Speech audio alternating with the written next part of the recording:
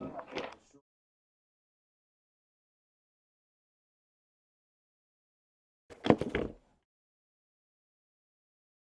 right, here we go. Hey guys, welcome to the Shake Up. It's just going to be me today. Let me get this set up.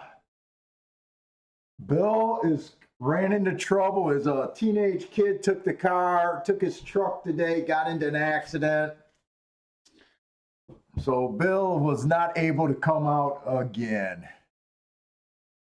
His kid's okay, and so is the other person that was in the accident, but something's always going on with Bill. Hey, what's up, Josie? Just get everything together here. Bill is scratched. He sent me pictures of that car crash. Oh my God, it's so bad. The other car he hit, I don't know what he hit, but it flipped. The other car flipped over. Bill's kid was in a truck, so but the whole front end, it's pretty bad, but everyone's okay. Josie, what kind of tablet are you using for the racing? Oh, the tablet I use is these. Okay, so the first tablet I started using, my wife gets everything for me, and I don't keep up on this shit. But I think I got the Amazon Fire tablet. That's her upstairs just yelling down the answer. So I got an Amazon Fire tablet. That works really good. I also got a Hewlett Packard. It's a laptop, kind of a laptop tablet combo with a touchscreen. That works real good. On the Hewlett Packard, I use Firefox as my PDF marker, so you're able to write. On the Amazon Fire tablet, I just use the Adobe. I think it's just Adobe it comes with, and I'm able to use that on there. So that's what I use there. I at first I wasn't sure if I was gonna like it. It only took probably like 2 days to get used to, and I love being on the tablets now. I absolutely love it. Oh, the only thing about with the tablet, I don't know if you get your forms at Brissnet. I get my forms at Brissnet. So my real computer, my main computer is a Mac. I got an iMac, and I get my forms from Brissnet, but I get the data package instead of buying the forms from them. The data packages are $1 a race card. They do have packages, but I only buy like, I don't know, 20 or 30 forms a week, so it's not really worth it. You need to buy over 70, I think, for you to get on the good foot. Or I don't remember. Anyways, the problem with having a Mac, if you get the data package from Brissnet, I like getting the data package. You can get the forms a lot faster, but I really like that they got a PP generator. So that you get the data, you put it through the PP generator, and I'm able to, you know how the running times are usually just the first horse at each running time, at each point of call? Well, they got an option where you can have the horse's times adjusted already. That's the main feature that I like. That saves me a lot of time where I don't have to do all the calculations. It just adds more time to what I got to do. So I do like that. And that PP generator isn't available on a Mac. As far as I can see, it only works on a Windows product, but it doesn't work on my Fire tablet. So I gotta download everything on my laptop, Hewlett Packard, then I send it to my Amazon Fire. But that's the only problem I got with it. Other than that, I love being on the tablet.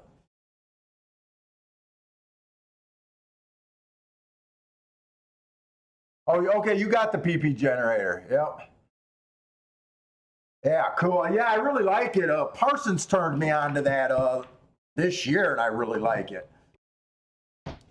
So I handicapped the Gulfstream. I handicapped the Fairgrounds. I downloaded Tampa Bay.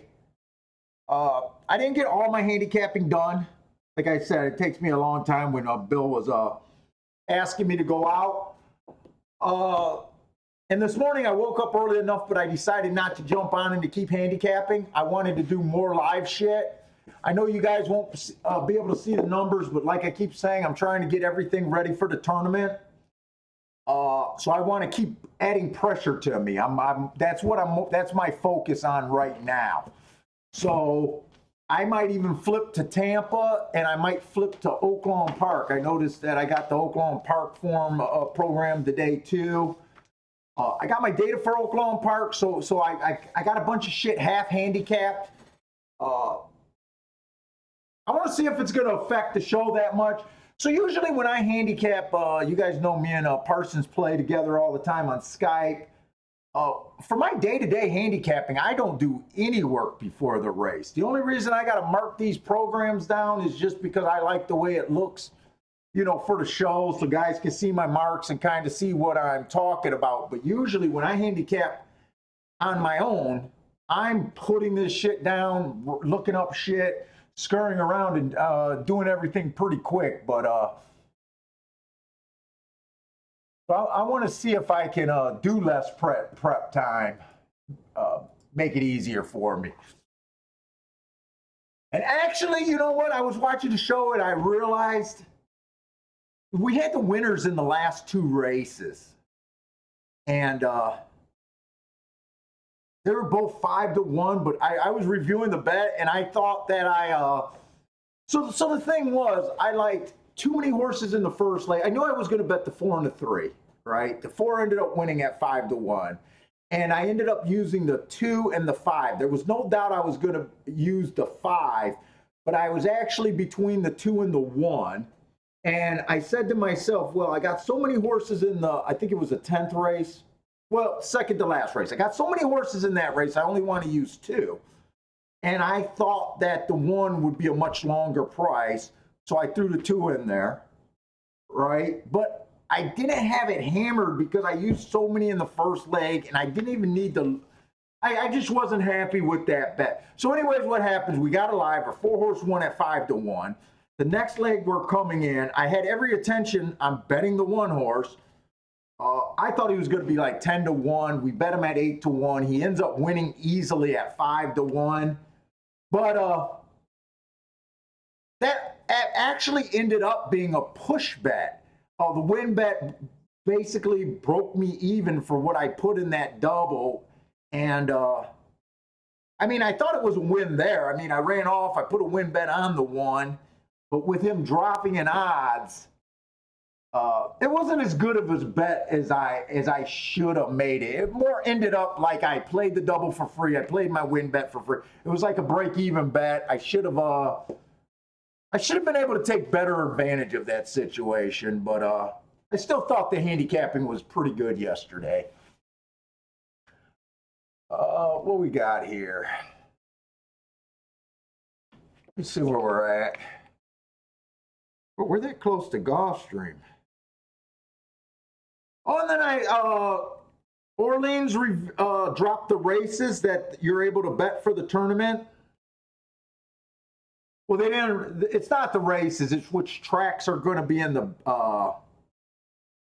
It's what tracks are going to be in the tournament. I'm really shocked that Tampa Bay, that they're not using Tampa Bay. So I'm really going to have to bone up on Oaklawn, and they have Laurel. I don't like Laurel that much. And I'll have to find some plays at Aqueduct.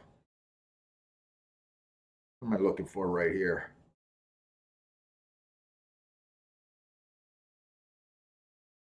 But other than that, it's all the tracks that I expected. It's like Fairgrounds, Gulfstream, Santa Anita,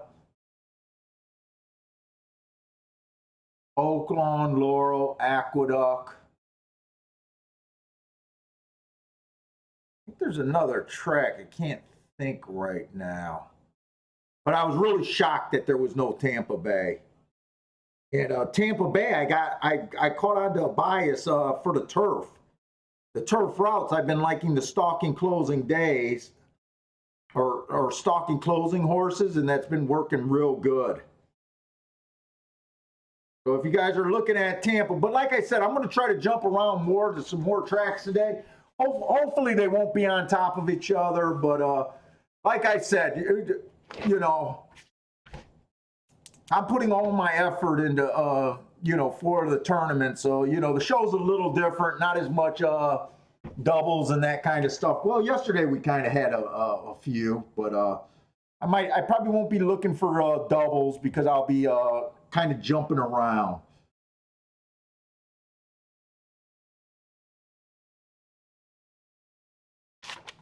And no, I did not sleep last night, wasting that 25 to 1 and not hitting that $10,000 double. That was a pretty big mistake. I thought the handicapping was good. I just did not see that two horse at that two horse at 1 to 5. I just did not think he was that much better. And you know, I still felt pretty good that my long shot, the 3 horse at 20 to 1 ran second, but it was just a moral victory. But we get ourselves in that kind of a position, you know, quite a few times a year. So you know, it's not a big deal, but it would have been nice to close that. Would have been real nice to close that.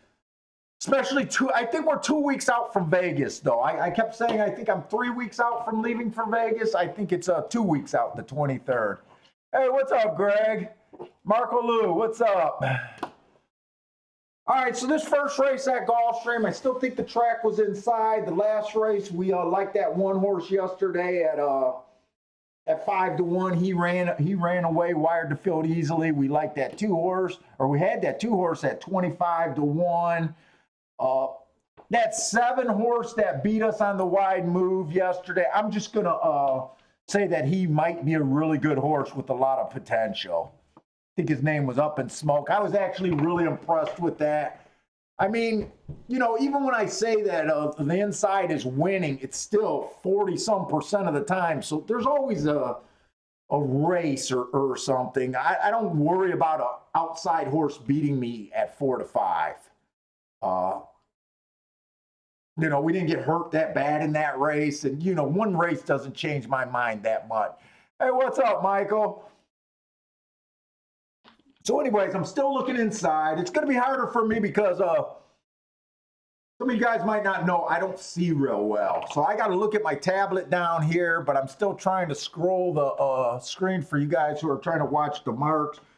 But we got a maiden claiming 6.5 furlongs, 12.5. I'm probably not going to get through this race just because I see they're heading to the gate. This one horse, Bad Rail, slow last race. He was outside, not a great race. The only thing I like about him is he's dropping a little bit, and he's dropping a bit, and he has the inside today. The 2 horse inside was bad last. Inside was good last race. This horse had the outside. He was average, slow. That's not a bad race. 2 races ago, he was just slow on the inside, but he was in position at the top of the. You know what? I just don't have a time for this race. I don't have a time one way or another. Let's just see if the inside of the track. They're loading in the gate, so it doesn't make sense for me to go through here. Hey, Josie, you know what? The glasses. So I got a rare condition with my corneas, I was told. And glasses can only get me to where I can legally drive. I'm supposed to have contacts, a special contacts directly on my eyes, because every time I move my eyes, it's almost like you gotta refocus. Like you're working an old camera and you got to refocus. It's weird. So as long as I look straight and never move, I can see. If I don't move my head and really look to the sides. But I got some rare condition, I was told. But like everything, I don't follow up on shit.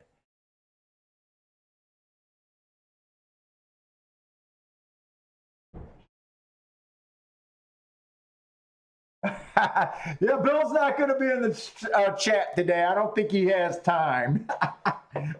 I should have sent those pictures of his truck to my car. I mean, that whole front end is smashed. And you know what? I'm such an asshole. I could not stop laughing. Once I heard his kid was okay and the other people were okay, I could not stop laughing. But he knows I'm a dick.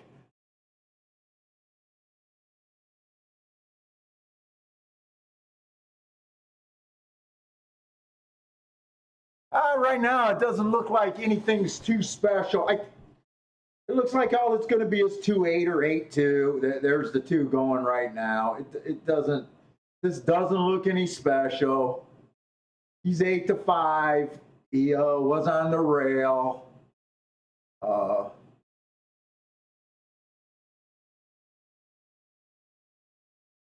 Other than that, nothing. I think it came in 2.68. So I mean, right now, I'm okay with him winning. He was inside. I mean, that's what we were looking for. I think that was the only horse that I said anything about. I think he ran against the bias last race, but I don't like yelling, jumping up and down, saying I would be on an 8-5 one way or another. Really, I probably would have just sat out this race if I would have went through it, or if I was looking at, that's sick. The 6 was just 3-1. I think the 6 got second. Did the 6 get second? The 6 had some nice marks. 2 Hearts 2 races ago. I think that was a catchable race, but I don't think the PERS are paying anything to even worry about, and the win, I couldn't have done anything with the win, so I don't regret not being able to jump in and play that. Let's see, I got to even get my betting window. I didn't even have my betting window up over here on the other monitor.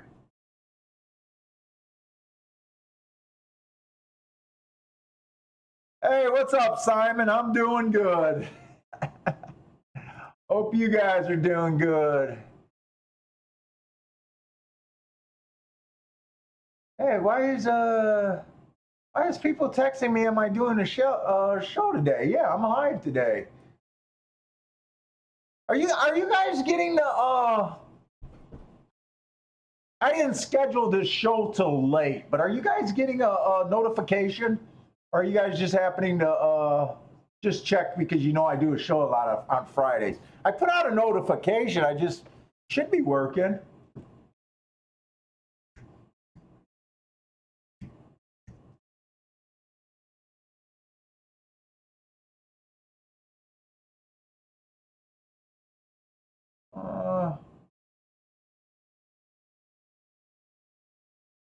What's going on here? Inspires? No. Oh, I'm trying to get this second screen set up. Why did it do that? I'm signed in on the other one. I don't have to sign in twice. Let me. There we go. All right. I think I'm all set up right now.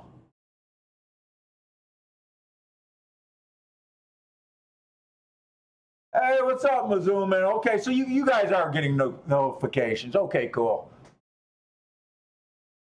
Let me just make sure everything's right here. I don't even know why I set up the camera today. Usually when Bill's not here, I don't like being on camera for the show. I'd rather be off the show, or just have my voice and not the video, but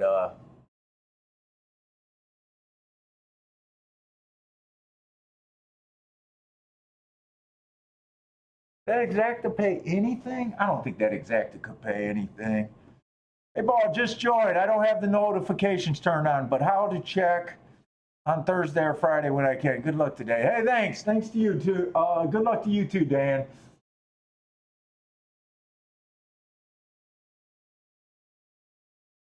Oh, Automan from Australia. Hey. Are you able to play American Racings from Australia, or are you just watching because it's a horse racing thing? That's pretty cool. Yeah, that exact actually wasn't that terrible. 980. I know I don't like 980 exactas for the most part, but kind of in my head the two was probably a single there and a six. But let's see, we got Aqueduct Fairgrounds. What's the next race? Tampa Bay. Tampa Bay's going off in 2 minutes, but they do the walk. So like I said, I'm focused on the tournament for Orleans. Uh, that's even trumping my live betting. Uh, like I said, for the last 2 months, I'm even able to play. Because I've been doing it this way, I haven't been really focusing on the doubles. Yesterday, I only played doubles kind of because Bill was here and was a part of just instigating me to get back into my doubles play. So I am going to be trying to flip over a lot. The plan for the tournament is just to play my strongest biases. I want to focus in. So right now, I want to play all the turf sprint races at Gulfstream because that's been a super strong bias there. I definitely want to play all the dirt races at Gulfstream. As long as they're not 8-5s on the inside. But you know how much I love that bias. But the original plan is to avoid the turf races, the turf route, unless they're late in the day, and I think I see something. That would be the plan there. Fairgrounds, the plan is to jump in only on the dirt races because I like the inside of the track there. I was all amped up for Tampa Bay because Tampa Bay on the dirt, especially for the sprints, speed is winning about 50% of the races. That's a strong bias. The only problem with Tampa Bay is it can be quite chalky there. But the bias that I've been enjoying for like probably just the last 3 days they ran, I don't know why I didn't notice it, but it sat out like a sore thumb, is Turfway route, or a Turfway. I keep saying Turfway, I think, but Tampa Bay routes on the turf. It's favoring, it's a major stalking closing day. I don't know how I missed this bias. So right there, we had 151 races that were run on the turf routes. 47, 1 through 3, 48, 4 through 6, 56, 7 on out. So really, there's no advantage day in and day out for the entire meet, post position wise. But what I'm talking about is out of 151 races, they only wired 26 races. They closed 68, or they stalked 68 races. Stalking is coming from 2 to 4 lengths off the lead.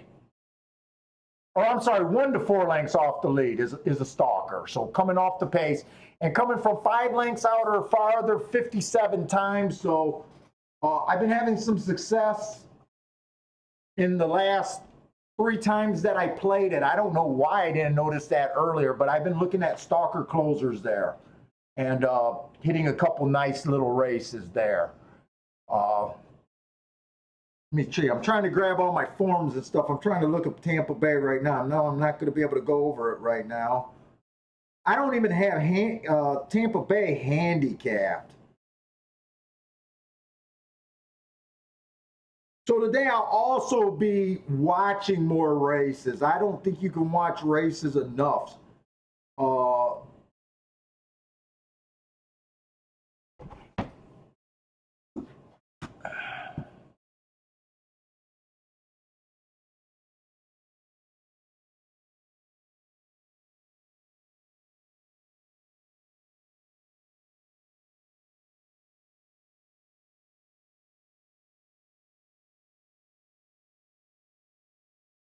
All right. So this is actually a dirt sprint race at Tampa Bay. It took me that long to find the form. So what I'm rooting for on the turf is on the dirt sprints is just speed. Speed, speed, speed. I'd be playing it a lot more Tampa Bay, but like I said, the biggest problem I got with Tampa Bay is for some reason every time I try to play it, it just ends up being chalky. So right now I'm looking at Tampa Bay. I'm looking for horses that get the lead or horses that can remain within 3 lengths of the lead at the first call. So, you know, I'm watching this race. I'm not going to have a bet on it, but that's what I'm rooting for. A speed horse to win, a horse that's you know, on the lead, or a horse that's within the within 3 lengths at the first call.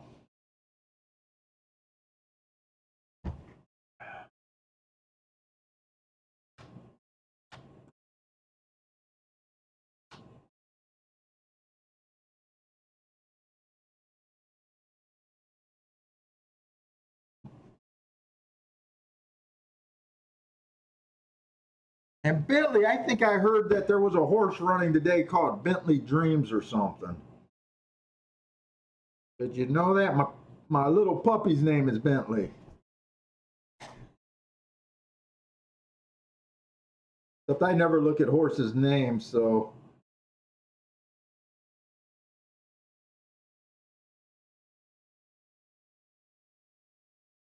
Let's see, 2 gets the lead. So right now, I think no one should be able to really win outside of pretty much half the field. I think the 4 probably isn't close enough. The rest of the field kind of is fitting. They're all within 3 lengths of the lead. 2 has the lead, but pretty much everyone except for the 4 is within 3 lengths. Well, the 1's not really 3 lengths anymore, so I'd be saying the 5 or the 3 probably has the best shot here, and 5's opening up as I say that. So 2 flash speed. So this actually looks like this race is fitting the profile. This is why I love these biases so much, man. I think it's so much easier to handicap when you know exactly what you're looking for based on how you think the track is playing or has been playing. I just think it's such an edge. Now this race, you only kind of eliminated like 2 horses, but I still think it's a huge edge. Yeah, I don't need that.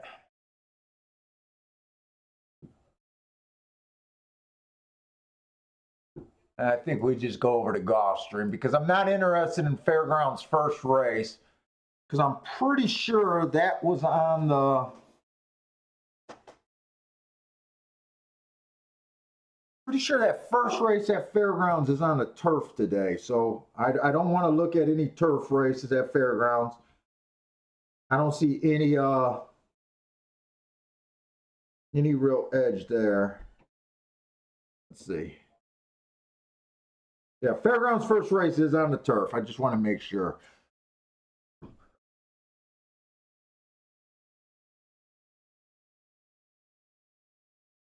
Yeah, no, Jigs, he's pretty big. He's like 80 pounds.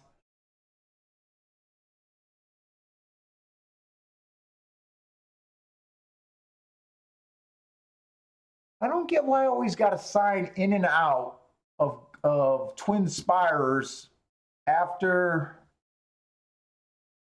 I don't know. That's weird. It's just a little glitch. I don't know why it does that.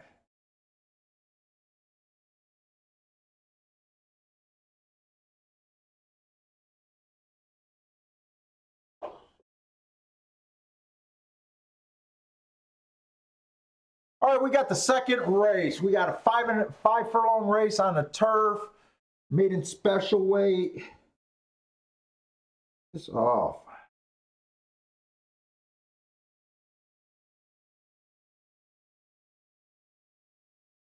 Just a minute. My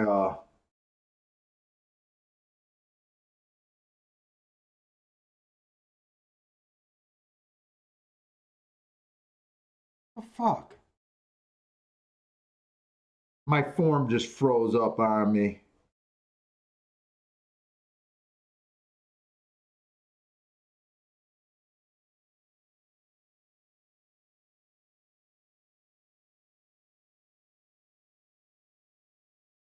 Where did my fucking marks go?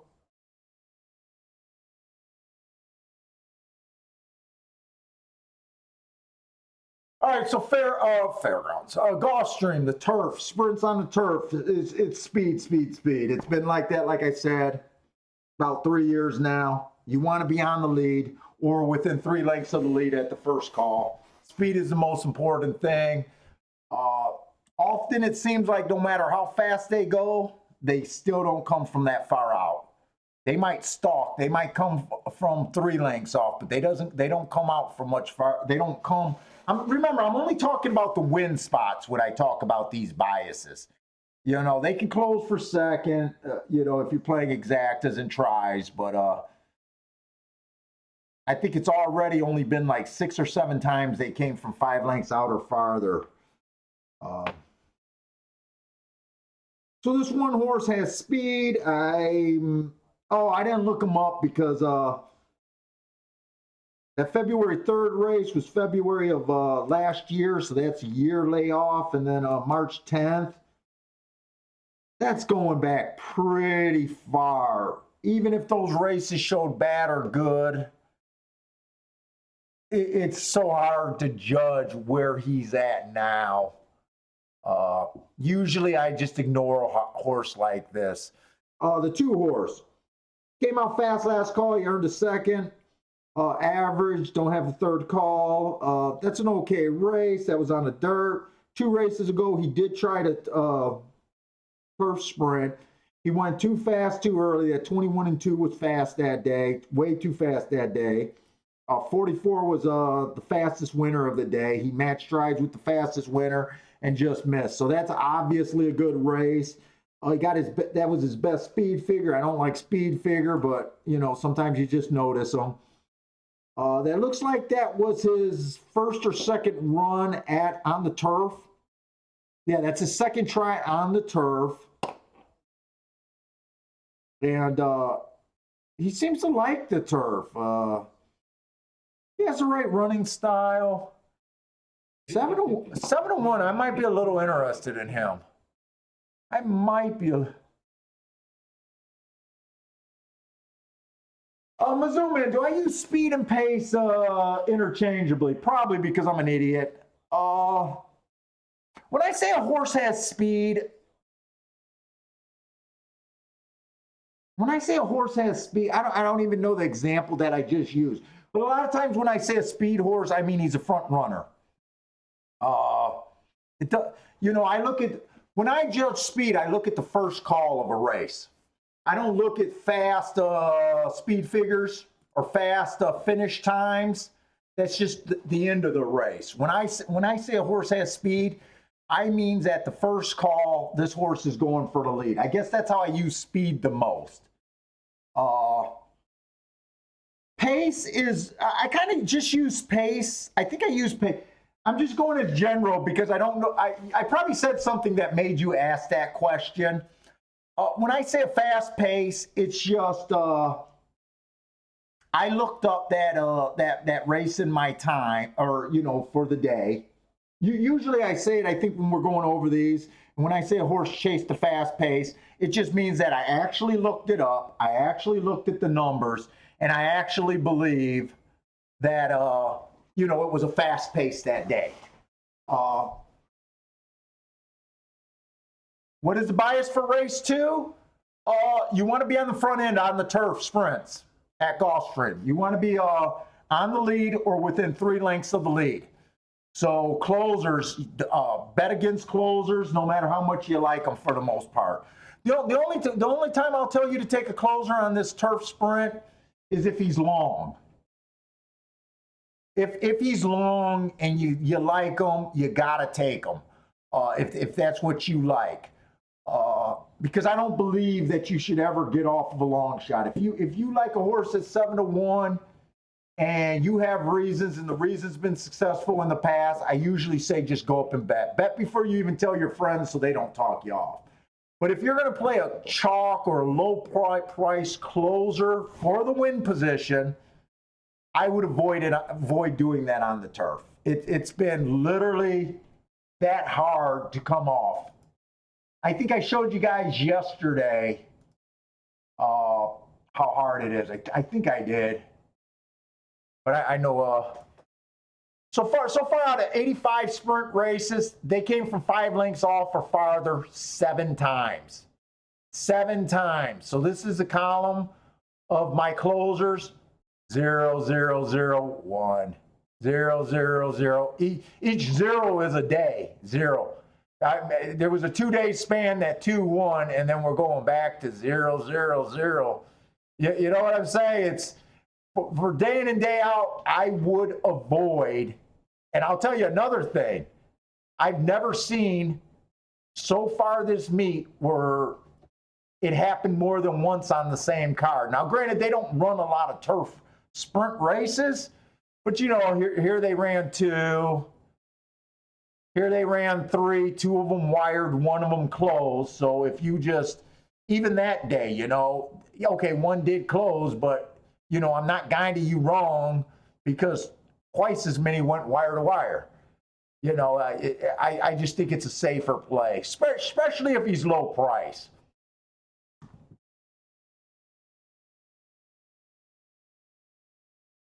The 3 horse. 3 horse is a average second last race. 2 races ago, he was average slow.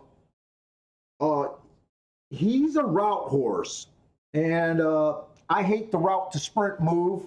I absolutely hate it. I hate it on the dirt, but I hate it even more on this turf track at Gulfstream for the sprints. I absolutely hate that move. So the 2 is a play at 8 to 1. I don't know. I'm a little bit interested in him. When I go through at night, when I do my work, all I do is mark my shit. I don't waste any time. I'm not one of those guys that decides hours or even minutes before the race starts. I go through these live, and this is how I play at home. I'm always making adjustments. So right now, after seeing about 3 horses, all I can say is I'm a little interested in the 2 at 7 to 1. The 3 I'm not interested in at all because I think he got the wrong running style, and I hate that. So when I hate the chalk, I get even more interested in a race. The 4 horse has the right running style. Average, slow last race. Not a terrible race. The problem with this 4 horse is he ran last race. They laid him off. But if you notice, let me throw it up there. He ran last race. They laid him off after that, or you know, he got a little layoff December until now. But look at this. The race before last race, it was October 18, 2018. So that horse had a 2-year layoff. I don't trust this horse.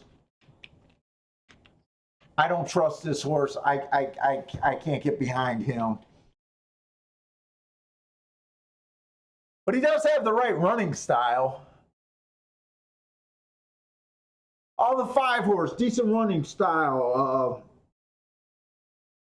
I wish I had the numbers of that Tampa last race, January 18th. It was a 1 race sample. That's the problem. I can't make a profile when you only got 1 race. It looks fast. 21-2, 45-1 does look fast at Tampa. That would put him on the contender list. I usually like to have. I like to be very firm with my reasons to bet a horse. I think he fits at 11 to 1. I'm a little interested in him as long as there's not another speed horse. The 6, November 6 was his last race at Churchill Downs. I'm not that impressed with that race. I am being lazy. I didn't look it up. He has every right to improve, but I just don't like that race from what I see. And then 7 and 8 are both first timers. First timers are not part of my game. I let them beat me. If there's too many of them in a race, I sit out the race. If there's 1 or 2, I just dare them to beat me. They beat me sometimes, but I basically have no game with first timers. So right here, The only two horses I am actually interested in is the 5 and is the 5 and the 2.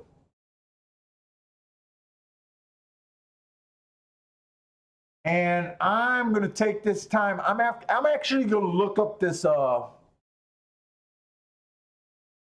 I will admit that the 1 might be dangerous. If the 1 gets the lead or fits in there, I might get worried. Or if the 4 is able to get up there. I told you the problem with the 4 being off 2 years, running last race. If the 4 wins, it won't be with my money, but I wouldn't be surprised. The 1, you know, his problem is he hasn't ran since March. I'm actually going to look that date up. I don't know how much help it's going to be because no matter how good or bad it looks, kind of hard to just jump on a horse that hasn't raced since March. I mean, it looks like you got a lot of workouts, but I do no work with workouts. I don't believe in workouts.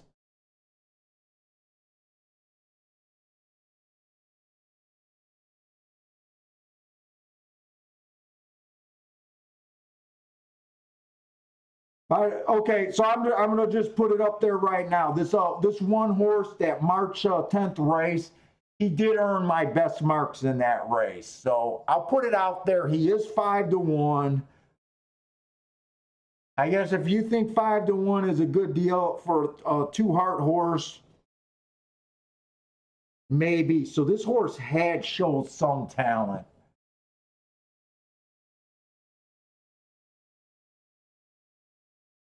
And now I'm going to look up that February 3rd race. Now that's going back a damn year. That was a 1 race sample that day, so there's nothing there for that. Where do I keep hiding the chat at? Where do I keep moving you guys? Let's see if I like this here. Oh, I can't see it there. So Marco Lou like the 1 and 5 to win with a bunch of horses for second.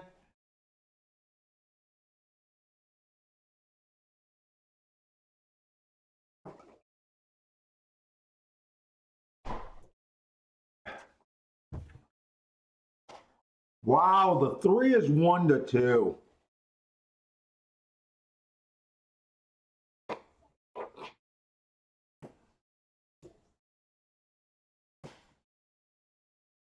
Oh my God. 3 is 1-2. You know, seeing him flash to 1-2, it almost makes me want to back off of this race. And at the same time, because I really don't like his running style and I don't like route to sprint and that kind of stuff, it almost makes me want to bet more. I'm kind of in a 50-50 decision what I'm going to do here. That drove the 5 up to 11-1 and the 2s to 13-1. I know what I'm doing for tournaments. I know what I'm doing on the tournament.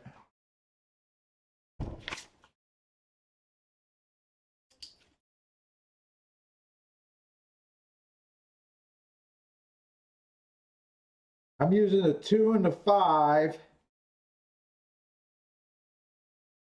in the tournament.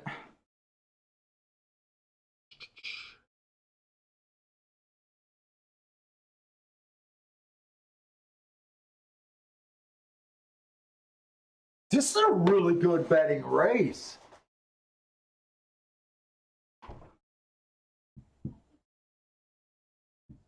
This is a really good betting race. And the 4, the 4 show talent, I just can't get over that 2-year layoff. I'm definitely using the 2 and the 5 on most of the most of the picks here for the tournament thing, and I'm kind of debating. So I said I do a long shot only tournament with 3 entries, and then I do a horses I like with 3 entries. So I actually practice with 6 entries. I'm trying to see which one my better scores are. And actually, there's almost no difference. Some days, you know, the horses I like might be a little bit better, or the long shot ones might be a little bit better. But since I usually pick long shots anyways for my real bets, uh, you know, they're both kind of. I guess the biggest difference is horses I like. I am willing to put in a 4-1, a 7-2, or maybe even a 5-2 horse. Where the long shot ones, I never, you know, they usually got to be probably 5-1 or higher for the most part. So I'm. Oh shit! Oh, I wanted to bet this race. Oh, I don't know if I'm going to get it in because I'm sitting over there at a Tampa Bay Downs. I got to even get my window up over here. Yeah, I was willing to bet the 2. Who is it? The 2 and the 5 to win here.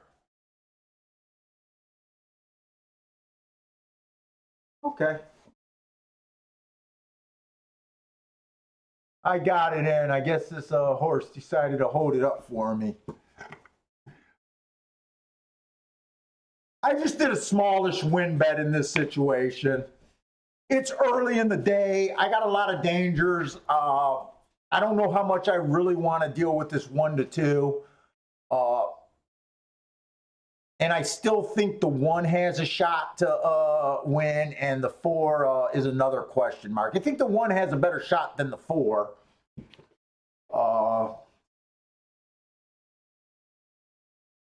But I think 2 to 5 at those, or the 2 and the 5 at those odds are forcing me where I got to at least bet $20 on both of them. What are you doing over there? You cooking grilled cheese? Grilled cheese.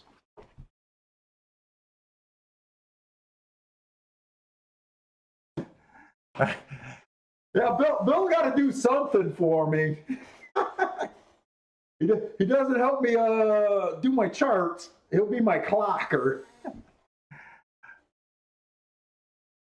Yeah, that horse really held it up. You know what? I'm probably going to lose this bet because it seems like when you're at the at the time crunch to get a bet in, if you get it in, it's a loser, and if you don't get it in, it's a winner.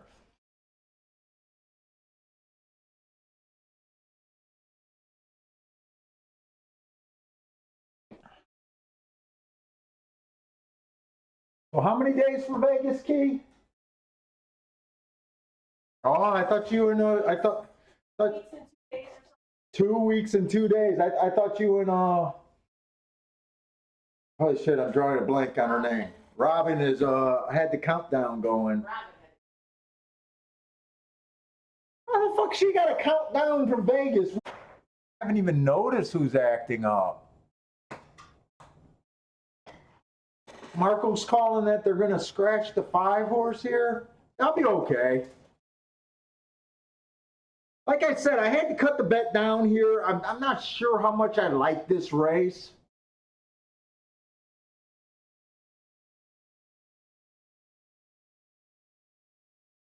See, this race has three questions that difficult for me to answer. Can this 3 show more speed? I'm saying I don't think so, but you know, I am taking a shot by saying that he is like 1-2. Can the 1 come back and show speed? The 1 has absolutely the right running style, but he hasn't raced since March. That's a question where I don't have recency. It's easier for me to answer a question when a horse has recency. And then the 4 horse, he didn't run the worst race last time out, but before that, he was off a 2-year layoff. So you can't really. So to me, I got 3 questions that in my own head I can't really answer myself. Yeah, this 8. Yeah, I see it is the 8.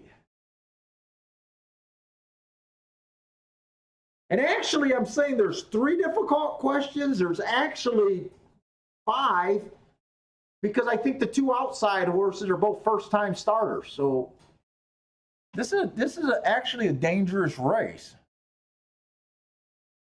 So to me, with five of the horses that I can't answer the questions and have a super strong opinion, to me this race is worth a smaller bet than others.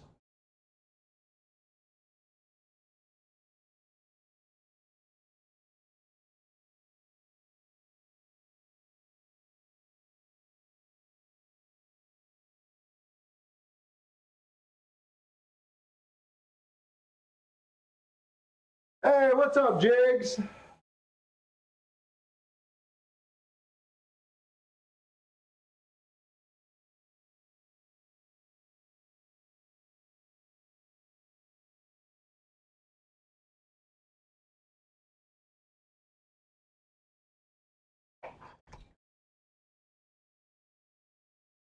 I tease my wife. Is it okay for an adult with no child to still be eating grilled cheeses?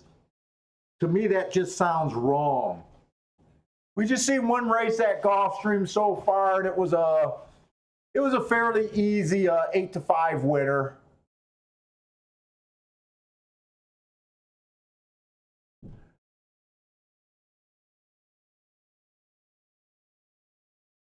We should put the clock on how long they're going to play with this horse before. Oh, there they go. I love this break, by the way. I'm walking. I still can't watch a race. What's up, Italy? I'm going to take a grilled cheese survey. And if I'm found. Yeah, I smell that tomato soup. That's another thing I haven't had for ages.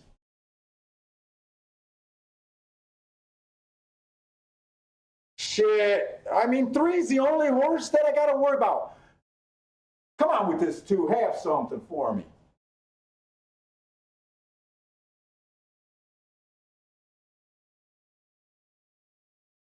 God, tomato soup. I haven't had that in ages.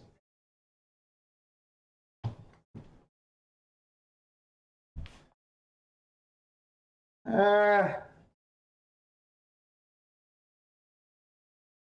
they did not go fast there. 22 flat is slow at Gulfstream on that turf. 22 flat, 45-1. Those are flat fractions. Usually they go 21 and change, 44. So I honestly don't know how I feel about this 2 getting tired. I was just going to say that, oh, well, he ran okay and I got beat by the 4-5. I'll take that shot every time. But when I sat down and seen the fractions, if I would have seen that fractions while I was pacing, I would have thought I had a winner. I don't know if they got rain or anything last night, but that's slow.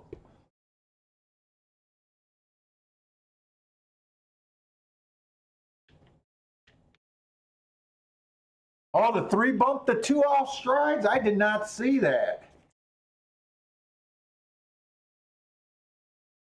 Let's go back and see. I did not see that.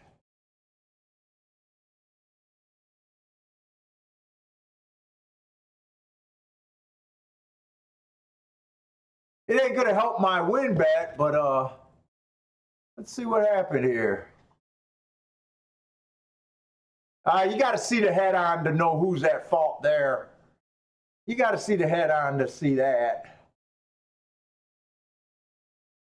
The 2 could have came out at him. But even with that being said, it was just the 2 and the 3 out there. Like I said, the profile is you got to be within 3 lengths of the lead, and you got to be on the lead. The 3 was definitely the only horse. I'm pretty sure he was the only horse within 3 lengths of the lead. So I don't have a problem with the 3 winning. I mean, I wish the 2 won.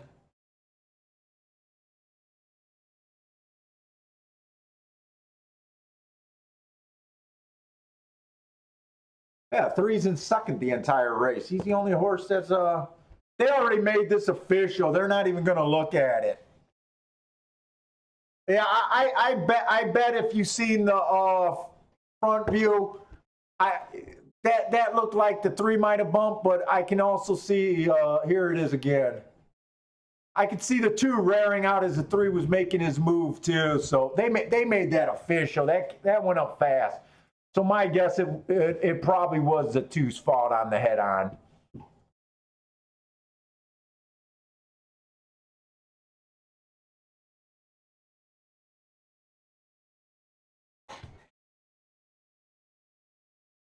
Hey Marco, what kind of bet you got going? Oh, you got I guess is this your final leg? Is this a pick 3? Is that what you got going?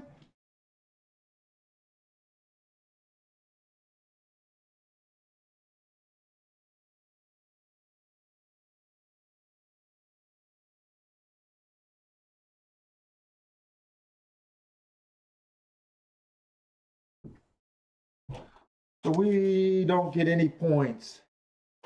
Oh no, I do get a point. I do get place points because I put the 1 on 1 entry. So I do get place points for the 1.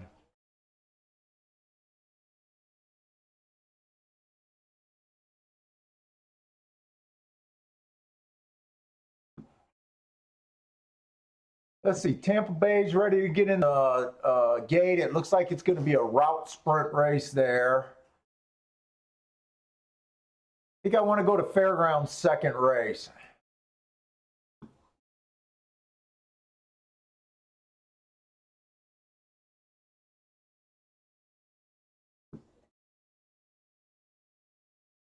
Yeah, second race.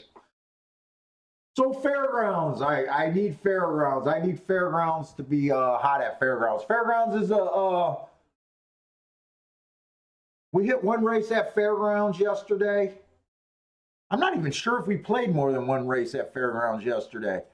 But anyways, we hit a nice exacta that kind of put us up for the whole day. And we had a win ticket. It was a nice 5-1 with a 12-1 in second. But I'm liking Fairgrounds. It on paper it looks like it's playing like a Gulfstream inside of the track. I don't know if it's leaning towards speed. I think it's leaning towards stalkers and speed. Let me just look that up real quick. But it's definitely favoring, I think, the inside of the track, and that's why I'm interested in the Fairground. Out of 218 races, 98 of them has been won by post 1 through 3. So yeah, that's a pretty big number. That's not quite 50%. It's probably like 45% or something like that. But that's a big number to be winning from post 1 through 3. Almost every day,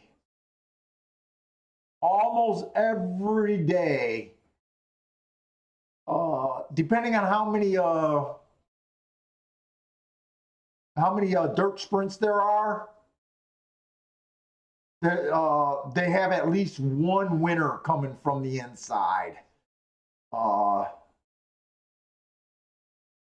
You can scroll quite a bit to find them coming from the far outside. I think the track's leaning towards the inside. That's why we caught the horse yesterday. So that's kind of what I need. I'm not interested in playing a fair track. I said I need biases. That's what I want. If the track just plays fair, I'm not all that interested in playing fair. So we got 6 furlongs, maiden claiming 30,000 on the dirt. Let me grab my other tablet, make this easier on me.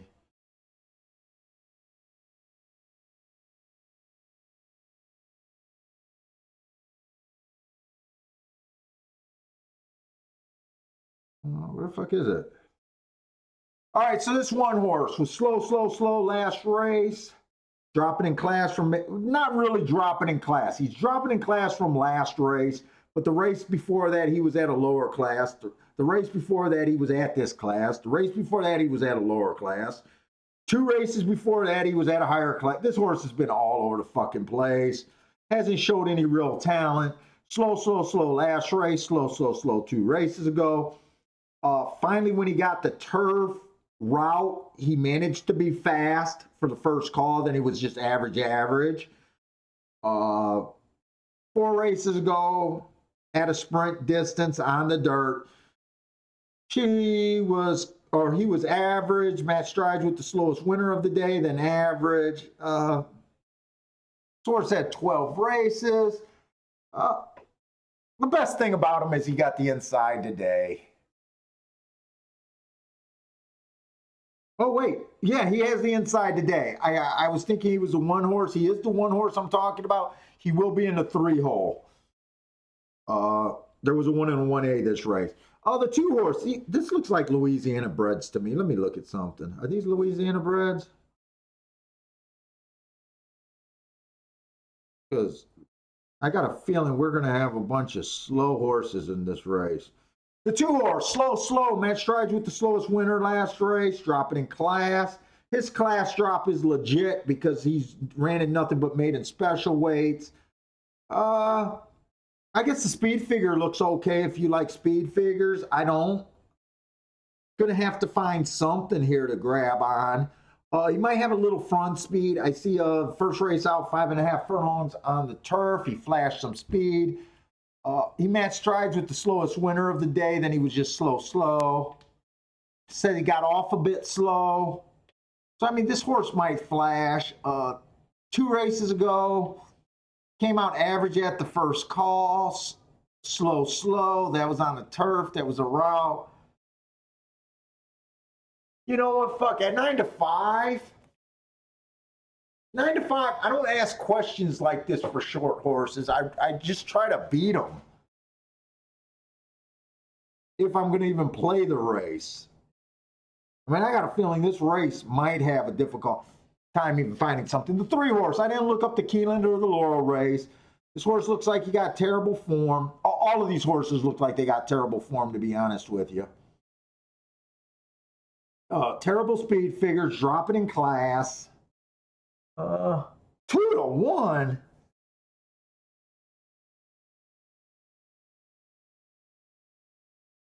I don't need this race bad enough to take this 3 at 2 to 1. I don't care. I don't care if this horse wins by 20 lengths. I don't need this headache bad enough to play a horse like this at 2 to 1. How about that for an honest assessment about him? The 4 horse, 1 race sample last race. At least he kind of flashed speed.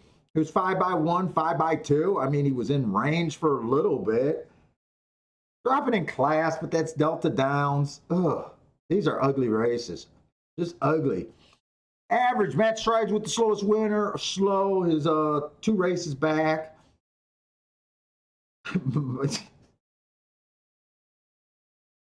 I could probably see why they're betting this too.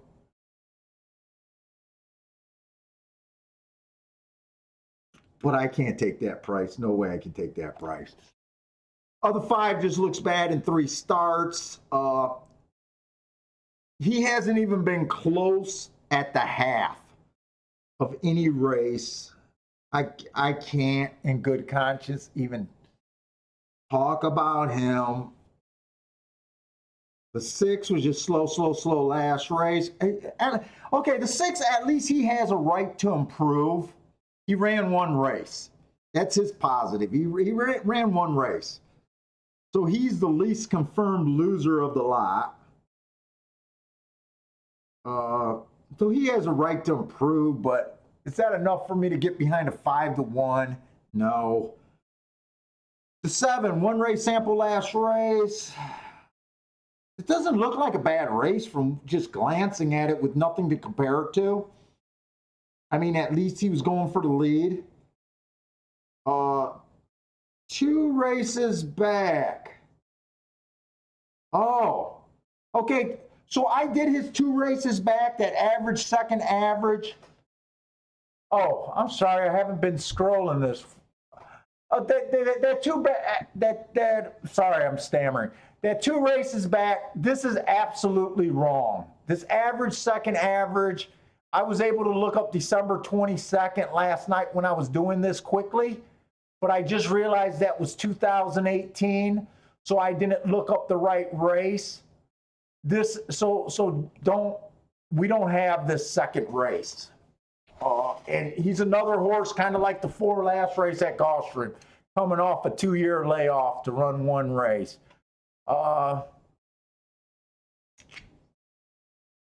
I guess I could see why they're betting the 2 horse with that speed figure. At least this race, he showed a little pop. He showed a little front speed. I always prefer front speed, or at least a horse that can lay within a, stalking trip. Most tracks, to be a flat out closer, coming from 5 lengths out or behind, you're at a pretty big disadvantage right there. I also think that closers are trickier to ride. I think sometimes it's just like I think you always get bad rides with a closer jockey. I think a lot of times jockeys look up and say, "Oh, those guys are so far in front of me, I'm not going to push." I just think you get a lot of crappy rides from deep closers, and they can run into trouble more often. I think it's an inferior running style for the most part. So I tend to look for speed.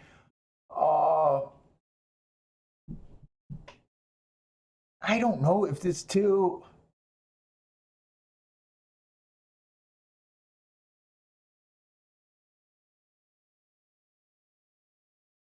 Here's the thing. I can't do nothing with the 2 horse, win or lose. That's probably the horse to beat here.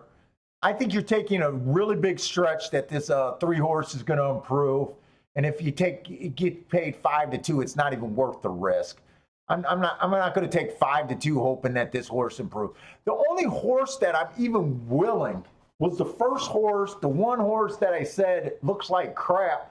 But when in hindsight, when I look at the rest, actually it's not hindsight, but after I looked at the rest of the field, you know what? I do see 3 races ago where this horse got the lead. He does have the inside. I mean, he's all over with class. I don't know if this trainer can't read a condition book or why. You might have a placement problem with this guy. I don't know how you're going from the lowest class we have to the highest class we have, back to the lowest class we have. Make up your fucking mind what you're going to do with the horse. But I think at 14-1, I might be willing to take a shot with him.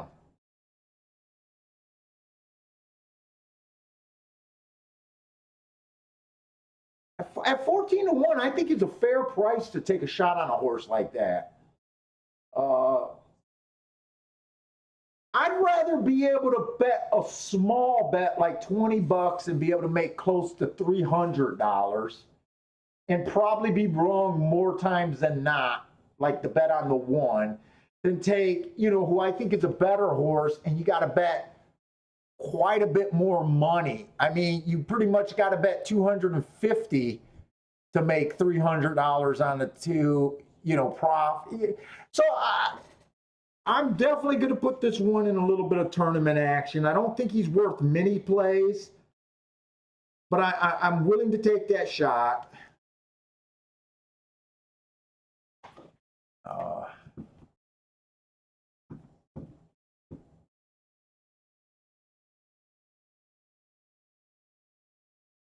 I'm kind of hoping that the 1 gets the lead and the 2's nature is just, hey, I'm a closer, I'm off the pace. And he lets this 1 establish the lead, and the 1 just is able to get away from these. And if the 1 doesn't run a lick, I won't be surprised on that end either. Oh, did I want to bet this horse with money? I'm kind of up in the air. Do I really want to bet this horse? 15-1, he is worth a bet. Oh, fuck, I didn't get it down. Oh, that's all right. He didn't get out the, wait, where is he? Oh, he's in the 3 hole. He's dead last. Ooh, that's ugly. I was hoping the 2 would give that ride of just being a closer, and the 1 was actually a front end horse. I was probably jumping a little bit to say the 1 might actually get the lead because he's not fast, but 22 and 2.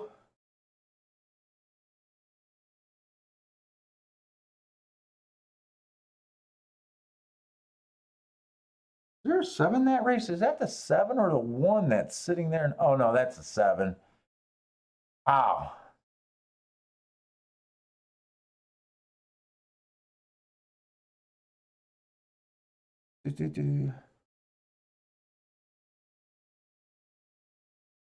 Two and the 5. Who's the 5? I don't remember.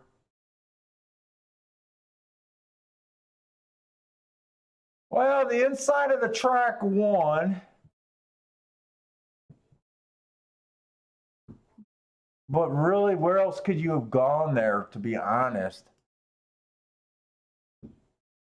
Where else could you have really went there?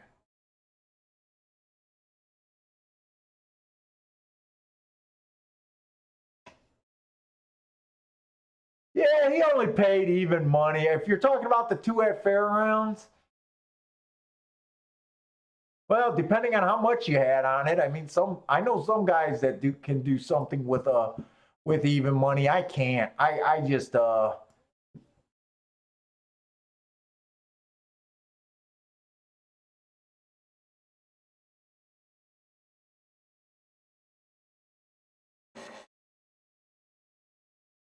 I can't tell what's going on at Aqueduct. I got the big TV going too. Okay, we got a mile on the dirt, 8,000 at Gulfstream. I'm still looking at inside. That's it was a mile race that we hit that 2 horse. He came off the pace at 25 to 1 yesterday. Kind of an inside play. Well, actually, it was just an inside play. That is the reason I used them. Oh, Marco Luz needs the 7. I don't know. It might be tough. To me, it might be tough winning from the outside. But fuck, good luck. I mean, I say that they win about 45% of the time inside, but that still leaves 55% of the time that they're winning from the outside or from, 4 on out. So you always got a shot.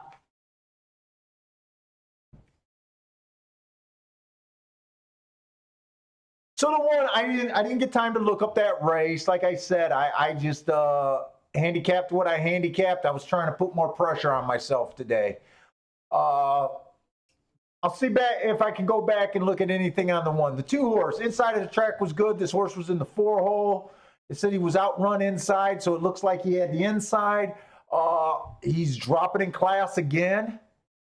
He's been dropping like a rock. To me, he got a good speed figure. I don't like speed figures. 2 races ago, he was slow. Ah, shit. This is a tough call on him. Let's see. That race, he had the outside of the track.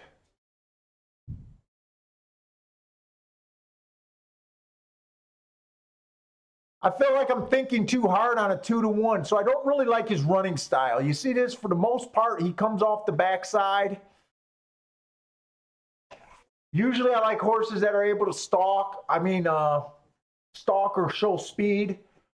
I mean, with the class drop, he might be a little bit closer. 2 to 1, I'm not excited about anyways, all that much. Let's see what else is out there. Oh, the 3 horse, average. This is a dirt race, right? This is a dirt race.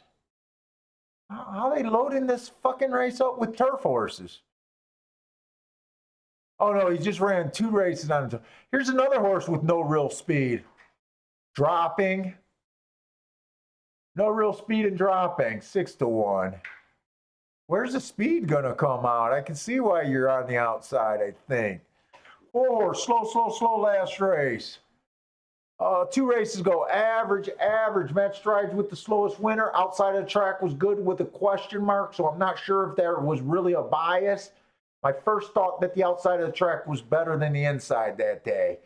And 3 races ago, inside was good. This horse was outside, and that's probably a throwout race. But man, this horse getting a lot of excuses. He might be the first horse.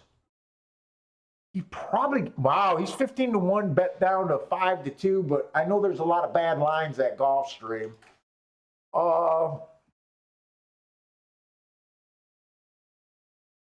I think this horse has a real shot for the lead.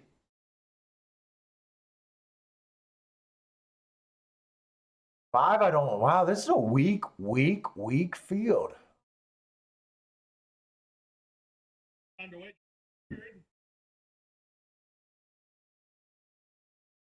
Seven's been running at this level. 7 is pace dependent. He's a stalker at best. He's between a stalker and a closer.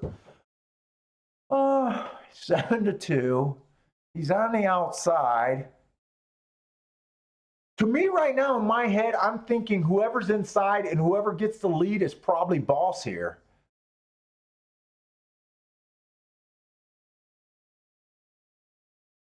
What's up, Billy? I want to look up this Tampa Bay horse.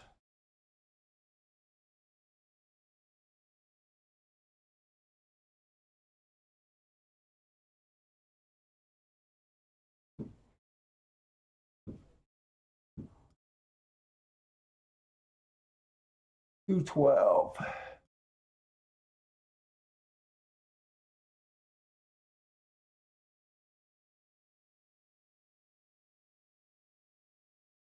$22 and $345 and Ford. I think this horse might get the, well, you know what? This horse could get the lead because he's the only true sprinter in the race. But it's not really in his nature. I like him if he goes to the lead. I don't like him if he doesn't.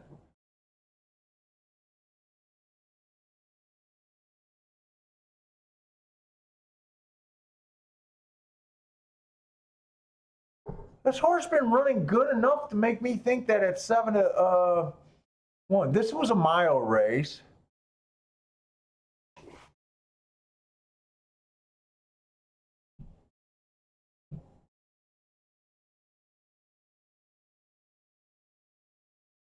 Two of the 3 are going to be coming off the back end.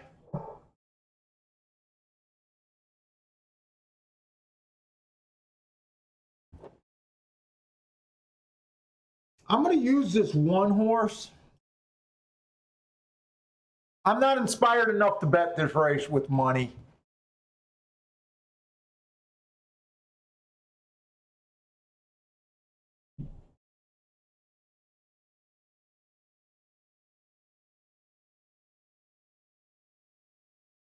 I'm going to use the 1 and the 2 here.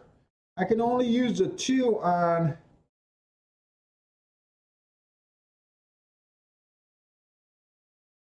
the horses I like, but I am taking a long shot with the 1. Open the 1.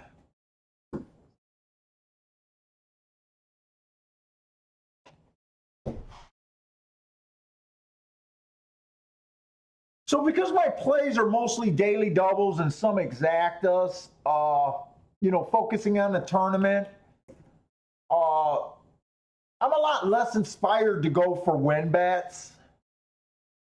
Mainly because I got to bet so much more on a win ticket to make what I would make in the doubles, but I don't have time to look at the doubles. And I'm just focusing on what I'm focusing on, so I'm willing to let that go right now. Hoping this 1 could get the lead here. I don't know why you don't gun this horse, but it's probably not in this horse's nature to show real speed. I just thought he was the only legit 6 furlong horse in the race. Who's a 9 here? Oh, that's Fairgrounds. Let me get to the right form.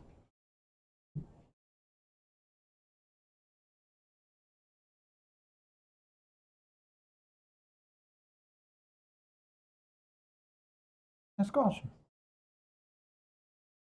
And the 1 went from 7-1 to 7-2? Oh, fuck you. Well, I wrote down that I was playing to one. I'm glad I didn't put money in the race. But I thought I had value at 7-1, at 7-2. I don't know if I just seen that wrong, but I don't know if that's not the value that I thought I was getting. That's for sure. Hit me.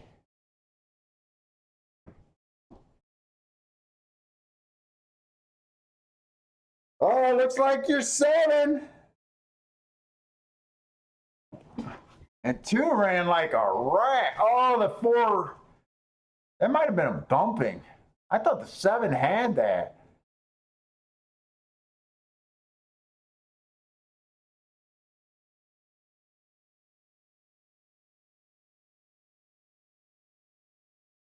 My first thought was to play the 4. When I seen he was 15-1, I mean, I knew 15-1 was a bad line.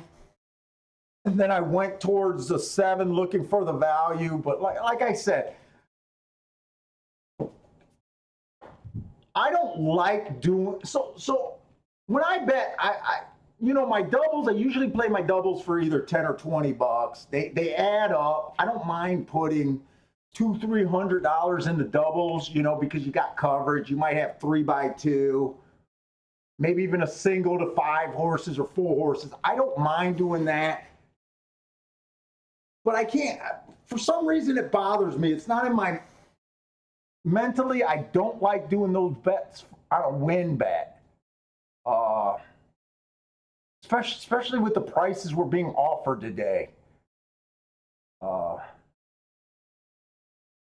if I get a 30-1 or 20-1 that I love, I might go and do the win bet. But for the most part, I don't like doing the giant bets, and not so giant bets, but even $100 to win. I'd rather put that in the exactas or the double pools. And just where I'm focused at, I don't know how many plays I'm going to have today. Now, if that 4 was 5-1 or higher, I would have pulled the trigger on that horse. 2-1, I'm just not interested. 2-1. The way I look at it, even if you bet 100 to win at 2-1, you get $300 back. To me, there's just so much easier, better ways. Like that double I got alive to yesterday. So I used 3 horses by 2 horses. So I got 6 combinations. And I played that for $20. That would be easier for me to put $120 into that combination than it would be to bet a win ticket. And we were live to $6 and a $10,000 double that didn't work out. But you see what I'm saying about putting, you got a 2-1, you're going to get 300 back. That's almost just enough to do another, to bet the next race.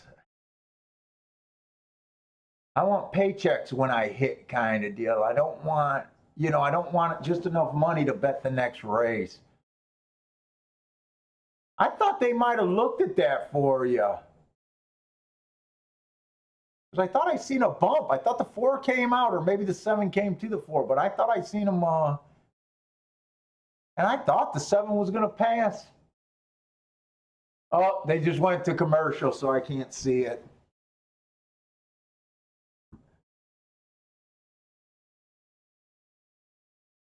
You know what, Bender? I didn't do race 9. I was handicapping for Bill.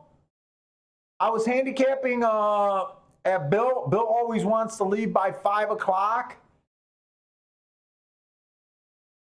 I don't know what race I stopped, but I'm pretty sure I didn't do race 9.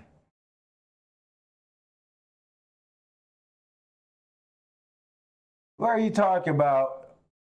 You scroll to race 9. I want to see the Ellis Park. Who's the Ellis Park horse?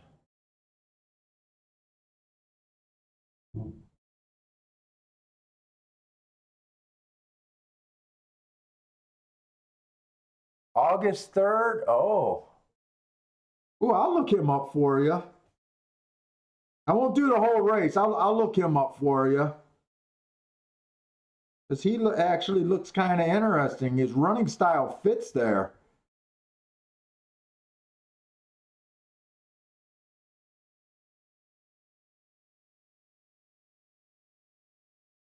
Let's see, that's race 9. August 3rd.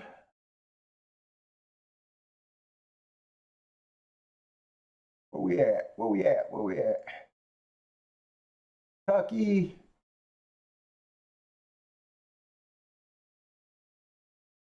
August 3rd. August 3rd was one race sample. Can't help you with nothing there. July 6th. Let's see, July 6th. July 6th, he was fast July 6th. He earned a hard a second and average. He was fast for the first call. I won't do that May race. I'll look up that no, I won't look up that June race. I want to keep it on the turf. Oh no, I don't have it. I purged my files. I do have that May race. I'll look up that May race. I wanted to go. Wait, no, I got them both. What am I talking about? May is 5. January, February, March, April, May. Got to count with my fingers.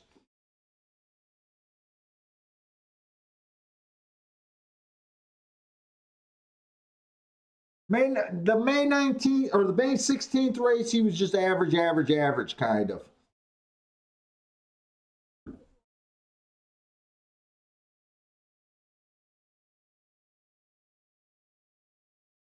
Oh, you got the Churchill stuff. Okay, cool. That's right. I forgot. You said you've been working on some stuff there.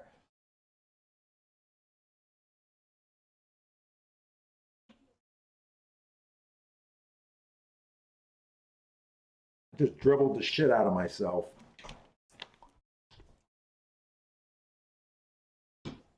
Can't find my mouth.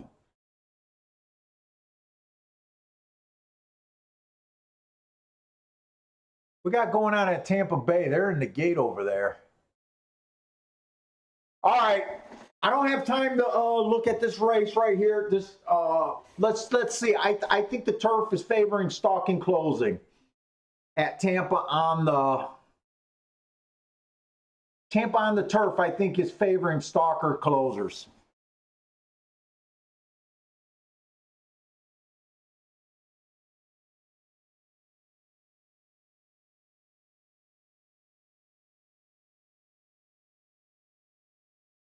Yeah, I'm a little interested in that Tractus or whatever, however you say it. That's the racing information where they use global positioning for the horses. So supposedly the advantage is their beaten lengths are not estimates. They're not of old formula. They're supposed to be exact, right? On that Tractus. Let's see. Gulfstream's next race. I don't know if I do.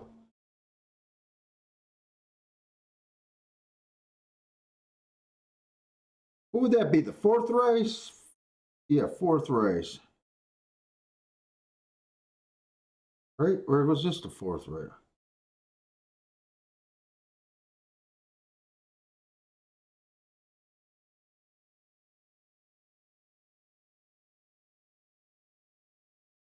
Yeah, I'm somewhat interested in that 4th race, Scott. I like the inside of the track starting there. I'd probably be looking between the 4, possibly the 2 and the 1. I think the 2 and the 1's gonna be kind of chalky. I'm gonna go over it in a minute. Right after this race, probably. I don't know how good of a betting race it's gonna be. I see the 2 morning line horses are on the inside. You know. I got to look up that Belmont race. That Belmont, I noticed a lot of horses a day we're coming off of kind of crazy layoffs. Next race, the 1 and the 3 they both haven't ran since July. I just noticed that when I was marking up the forms last night. And we've already had some races today where they were, coming off some crazy layoffs.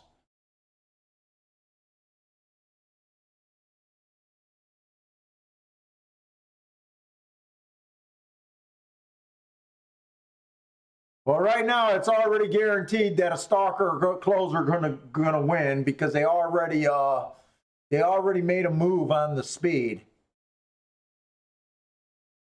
So it's already guaranteed that a stalker or closer.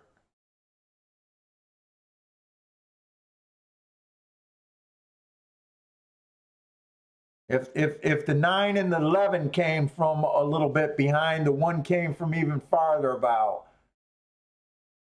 I'm excited. I'm kind of excited about what I'm seeing there on the turf route races at Tampa. I'm kind of. It's funny. It's for the last. I noticed that like 3 days ago, and every race it's been like that since. I love it when that works out.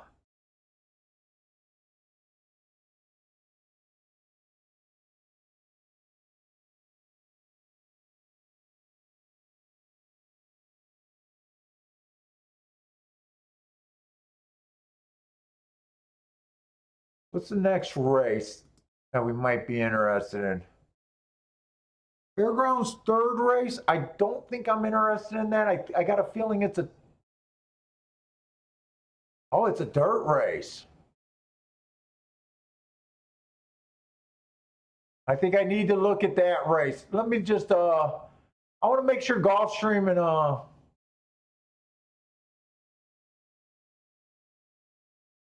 wow, Gulfstream, this 1 is going to be 4 to 5. I might be interested in that race too. I know the 1's going to be tough, but I do know that he hasn't ran since July. I'm a little interested in the 4. I'm surprised the 4 is 9 to 1. So I'm going to want to look at that race, but I think I can safely look at the Fairgrounds race, then go there. I don't think Fairgrounds dick around, but Gulfstream is going to dick around for a few minutes.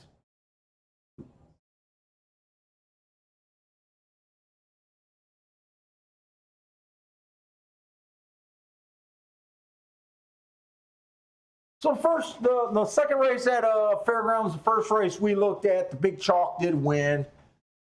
I want to take a little stab on the inside. The Big Chalk was on the inside. I mean, he won.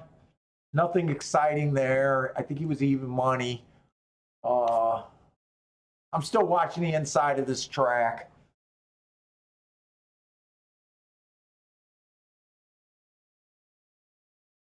I got to get back to looking at Aqueduct.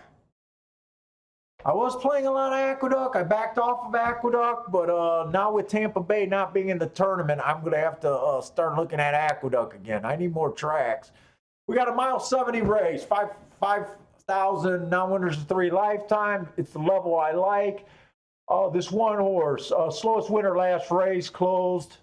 That's the mark that I have the most problems with. I tend to always look down on the slowest winner of the day, but they do beat me enough time to make it hurt. He does have the good part of the track. The race before that, he was slow. He got in position at the top of the stretch, but the big indicator race was 3 races ago. First race all layoff, he nailed a heart triangle and fell apart. That's the race you would have liked him off of to hit him at 7 to 1 2 races later.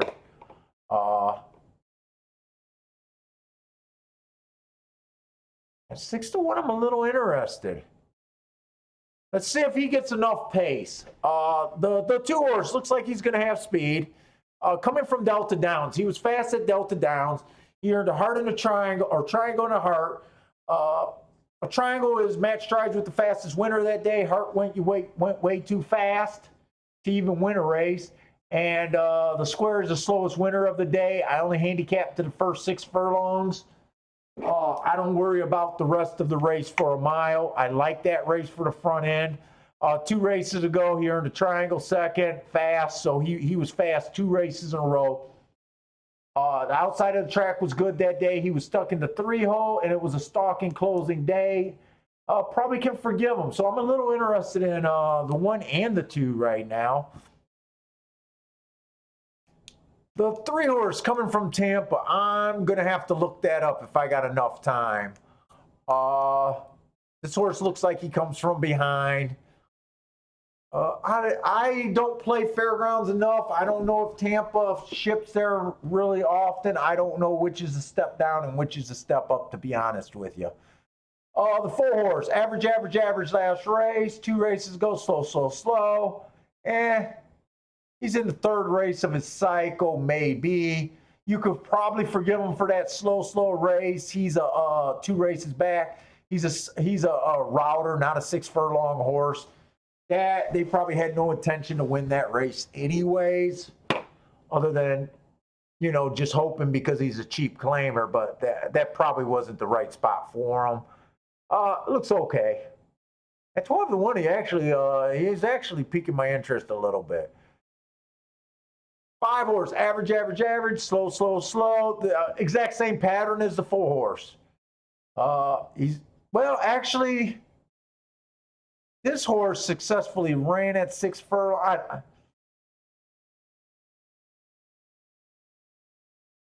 They're coming out of the same race. They ran the exact same race. They're the same pattern and the same damn horse, to be honest. The 5 and the 4.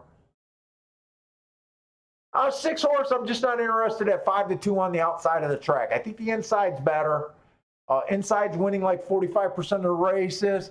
The 6 doesn't look bad. The 6 is 5-2. He had a bad rail last race, but he was in the 8 hole, so that didn't affect him.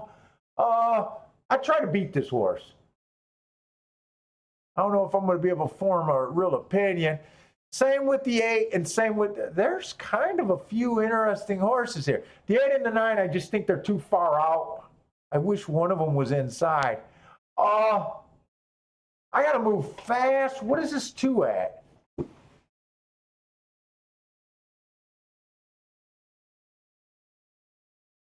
I'm not going to be able to look up that 3, but I am interested in the 1 and the 2. This is pretty much, I'm doing a pure bias play on paper here.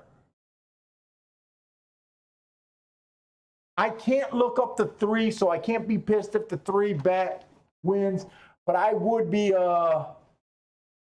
I'm putting an asterisk by this play because I can't really figure it out, but I think I would more than likely pull the trigger on the 1 and the 2 here at Fairground. I want to put them on every ticket, but I think this 2 got speed in the race is off. I'm rambling and the race is off.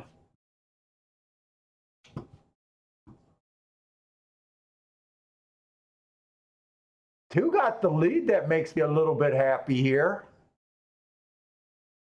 Did I say I was playing the 2 and the 3? I meant to say I was playing the 2 and the 1, by the way. I don't know what I was just saying. I got a short span. 2 and the 1. I wrote down 2 and the 1. For some reason, I'm thinking 3 in my head. I don't know if I was saying the 3, but I meant 2 and the 1.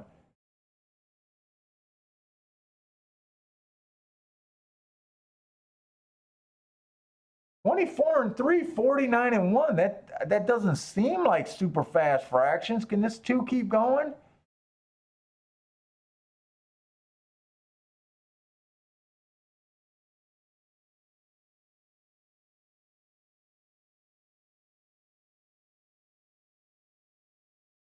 Three angled way outside. I hope he can't make this move. Come on with this 2.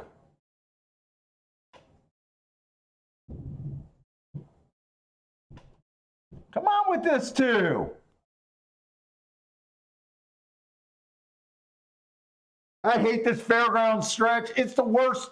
It's the worst thing in racing to watch your horse on the lead in the stretch. It's brutal to watch at fairgrounds. We'll take that. We'll take that. 2 at 7-1. Absolutely. Absolutely.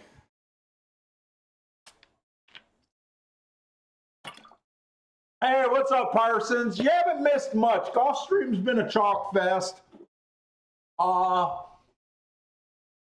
This was the first race that was anything 7-1 winner. I was dutching between the 2 and the 1. It's pure tournament practice. I did not put money on this horse. That's why I'm not jumping up and down. But I am putting pressure on myself, and I take this paper tournament very seriously. Trust me, I take it seriously. So I am happy, but I could be happier if I would have had enough time and decided if I was going to bet real money or not.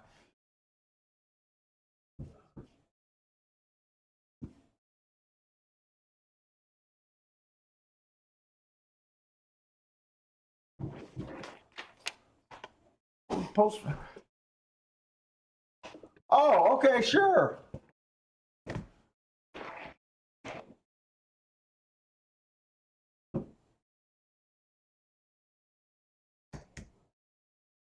Whoop, and I'm starting to.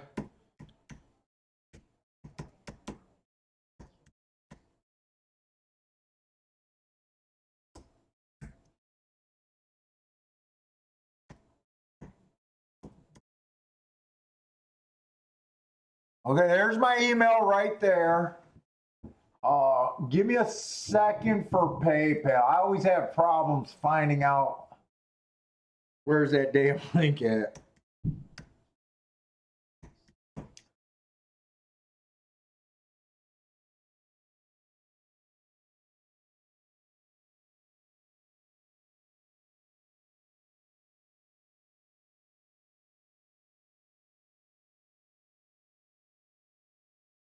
Where we at?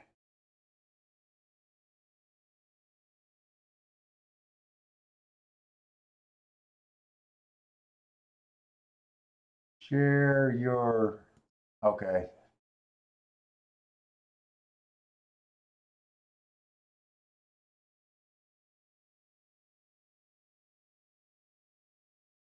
Wait, no.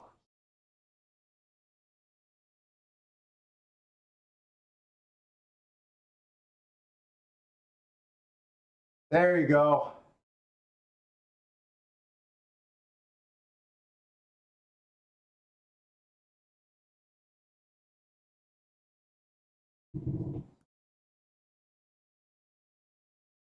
Oh, by the way, Nixie, thank you yesterday. I was wondering if that was for the tournament or a tip. I finally clicked on to it and I seen your note on there. So thank you. I do appreciate that.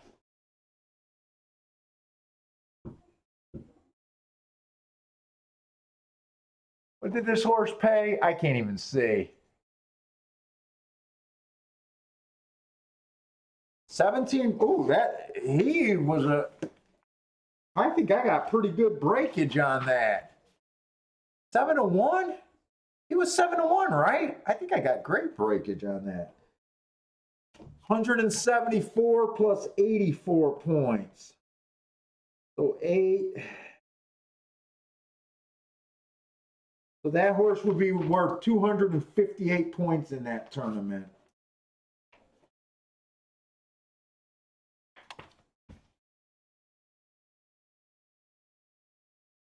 Oh, wait, goes there.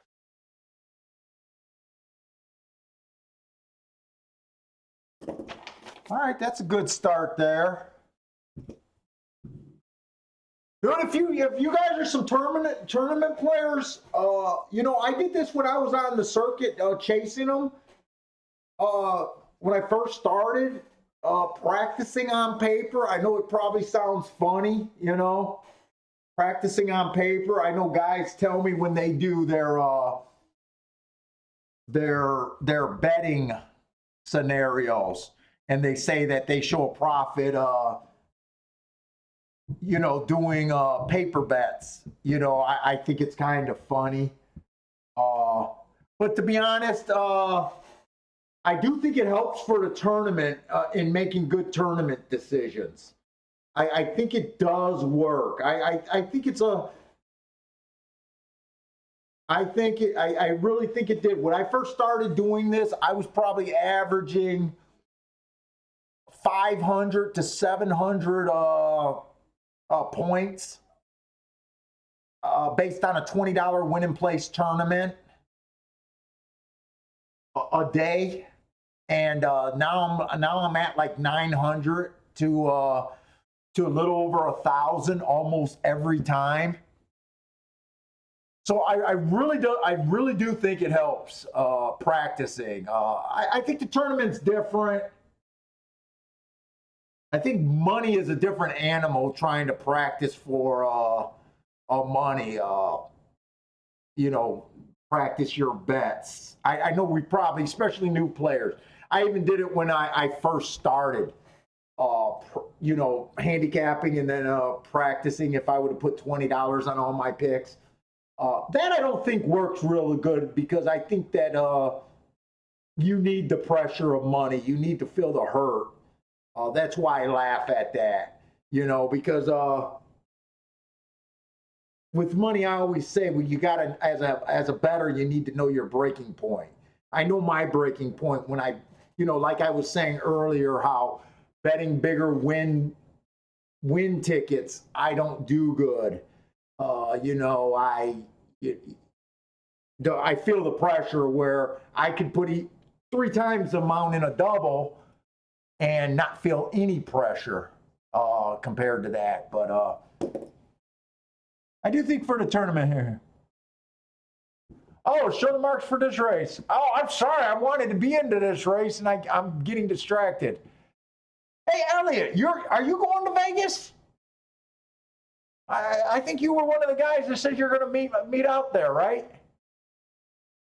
Oh shit! Sorry, Elliot. I fucking just missed that. I think I was interested in the 1, the 2, and the 4. I think the 4 or the 1 is way too low. Sorry about that. I just got caught up in this.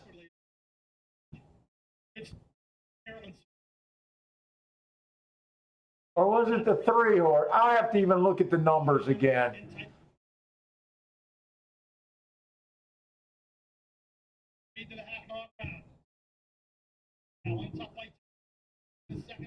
Was it the 4 horse or the 3 horse?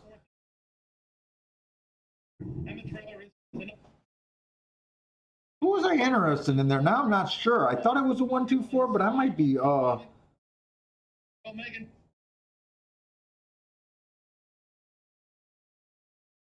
me look at that.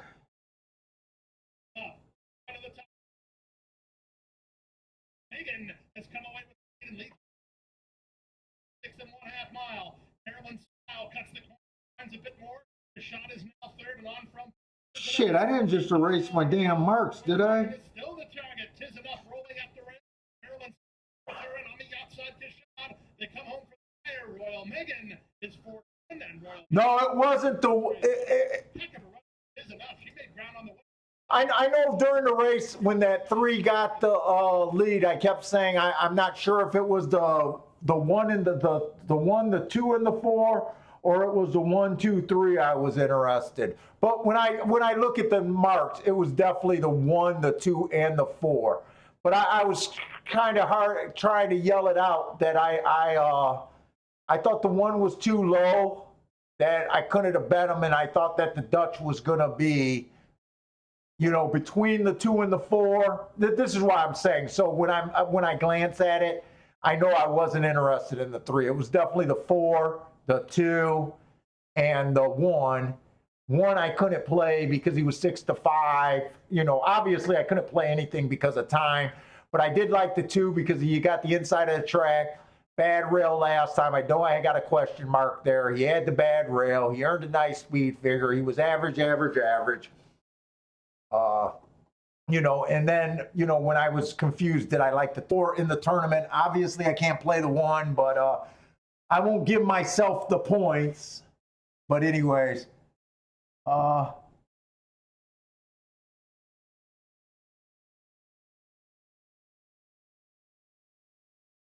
oh, Elliot, you're answering. No, you weren't going. Oh, then I wonder who else said they were going. I thought it was you for some reason. I thought it was one of the West Coast guys that was going to head out there and just hang out and bet. But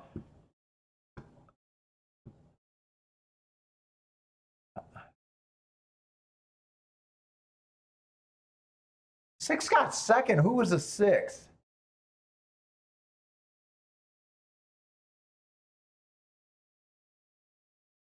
See, the layoff hurt the one, the low price. You know, this is what I'm saying. When you're making decisions, you know, to me, I don't take low price horses, even though they got the bias,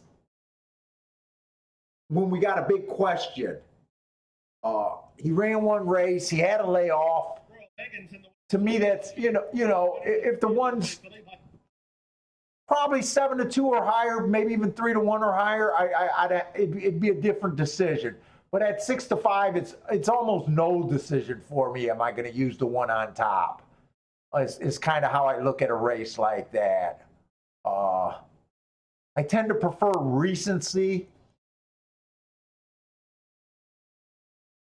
Yeah, Scott knows that I said the 4, but I would have dutched the 2 and the 4. I just during the race, I was thinking that I knew that the horse that I liked had these hearts and triangles that's fast for me. So when the 3 jumped up, that's when I was like, oh wait, maybe it was the 4, or maybe it was the 3 horse that I like. But I'm not going to mislead you guys and try to play games. You know, it was the 4. It wasn't the 3 that I was on or even thinking of.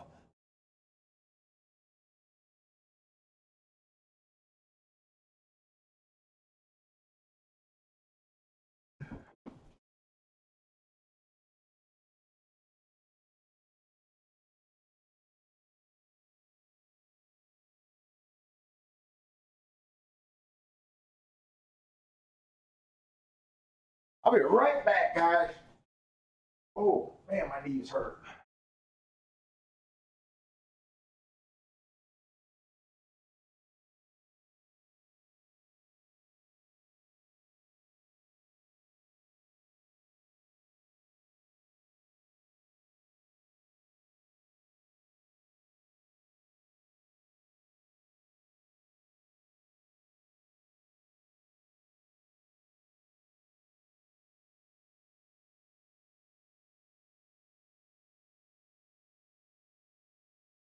What about that bias at the fairgrounds that I had the 2, but I do want to point out that 3 did get second in that race. So I keep watching it. I'm really excited about fairgrounds right now. I haven't kept track in fairgrounds for years. 4 years I haven't cared about fairgrounds. Oh, wait, did he? Wait, what happened? No, they put the 5 up for second. Why did I think the 2 got second? Wait a minute. It came in 253. I'm wrong about that. I guess I seen something wrong. I'm wrong about that. The 3 didn't get second at fairgrounds. It came in 253. Was there a disqualification, or is that really how they ran?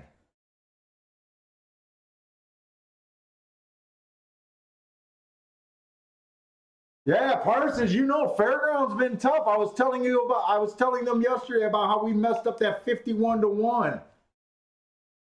We had the damn super. We like the 50. The try came 51-1, 20-1, 26-1, and I think 3-1.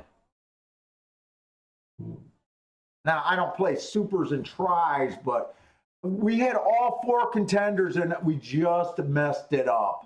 We just messed it up.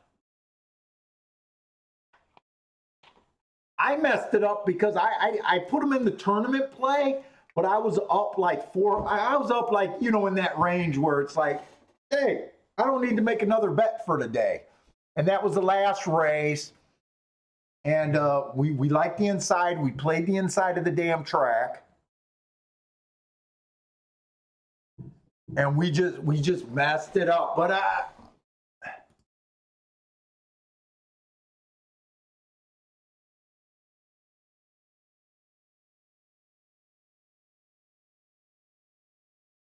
horse players is an ideas, but the game of horses is separate.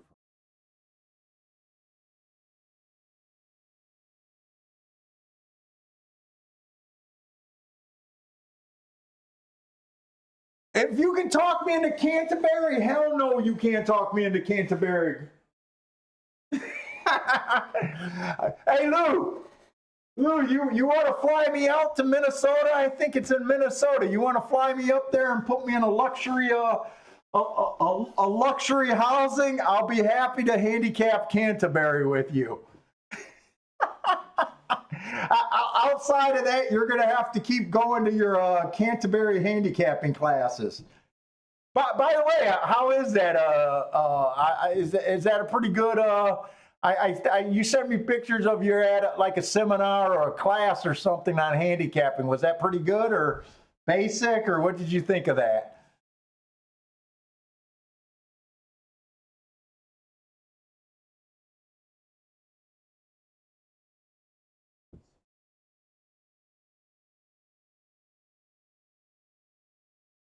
I know they try to do that at Arlington, and they had the people that they had at Arlington trying to do those helping the new people. It was all good stuff. They cover all the stuff you ignore. Yeah, that's pretty much what horse racing is. Uh,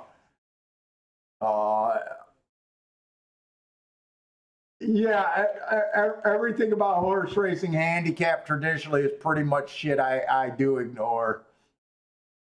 I figured that probably a lot of jockey angles, trainer stuff, speed figures. Yeah, you know what? Even with that stuff, you can still hit tickets. Like this is what I said, and I say it a lot of shows. You put guys that are with me probably hear, get sick of hearing things. The difference, just the different. I believe everything you do, pick winners.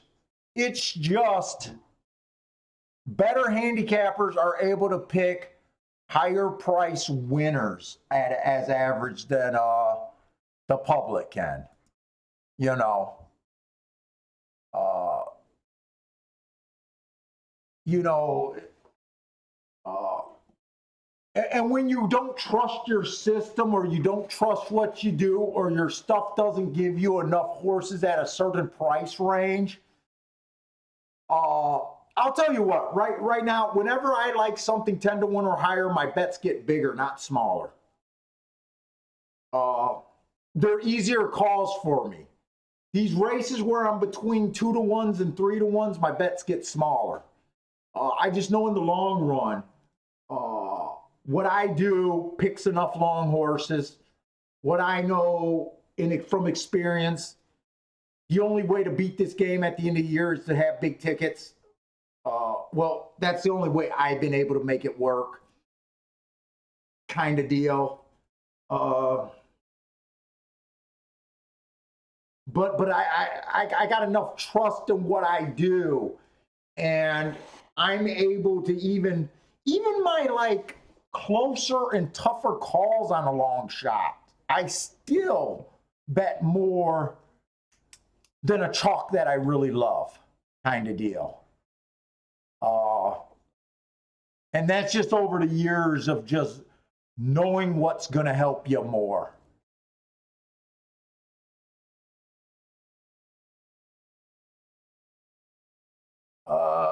Tampa Bay, it says it's off, but they're loading the gate. Am I just behind on my TV?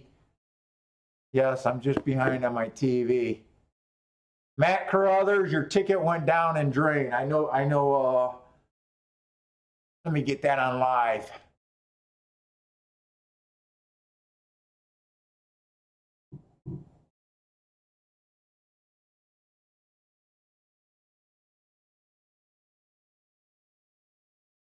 Shit, I wanted to look at that Tampa Bay.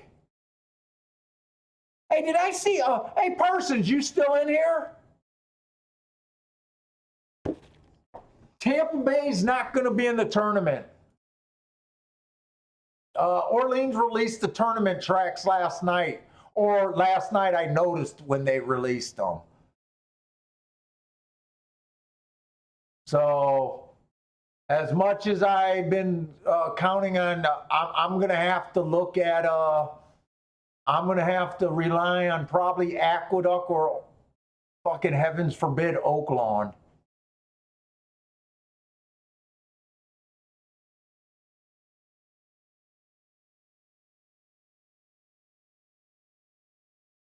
Who's Fairgrounds fourth race?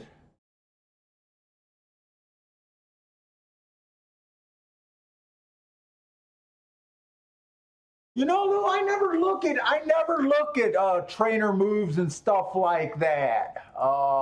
You know, off the claim.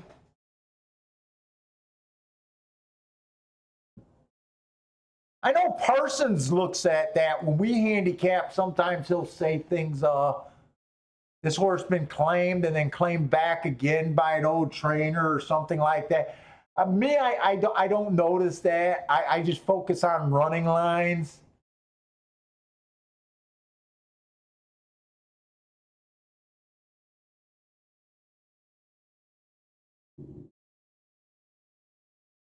Wait a minute. Am I trying to look at Fairgrounds? I'm trying to look at Fairgrounds. Where am I at here?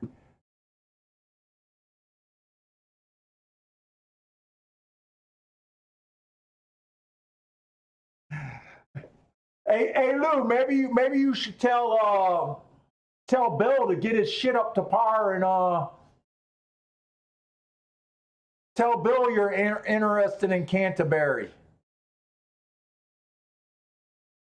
If he came on board and did Canterbury. Okay, so fourth race, I'm not interested at the Fairgrounds. Hey, take it easy, Hector. Thanks, Mr. Softy.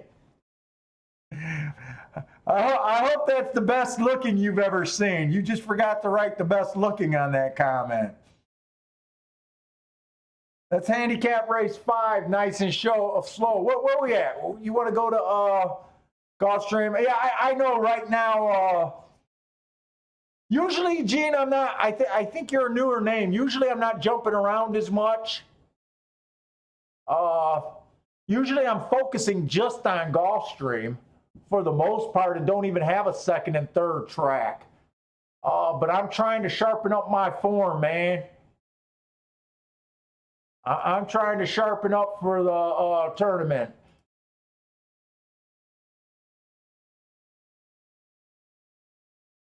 All right, so let's just do the 5th race.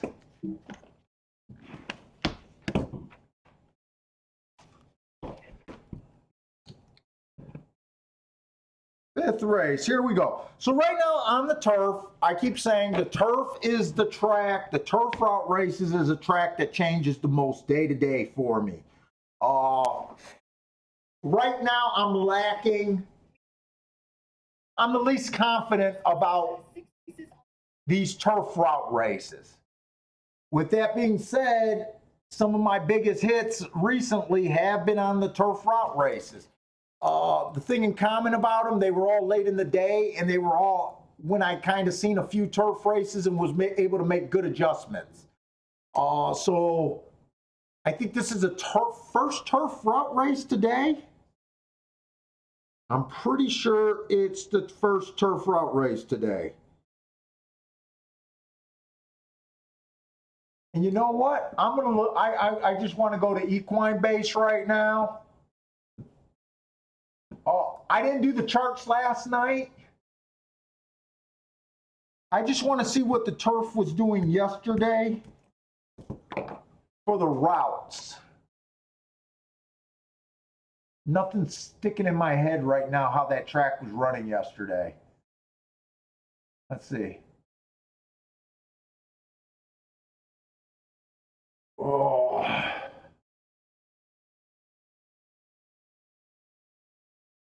Oh man, the new computer is so nice. Okay, so second race, this is yesterday. I'm just reviewing what happened yesterday. We had a 2-horse stalk. He was a big favorite. Got kind of slowest fractions. Then there was the 4th race. What did he do? He stalked. He was a long shot. I do remember that race. Slow fractions, and they still came off the pace. 6-1 wins.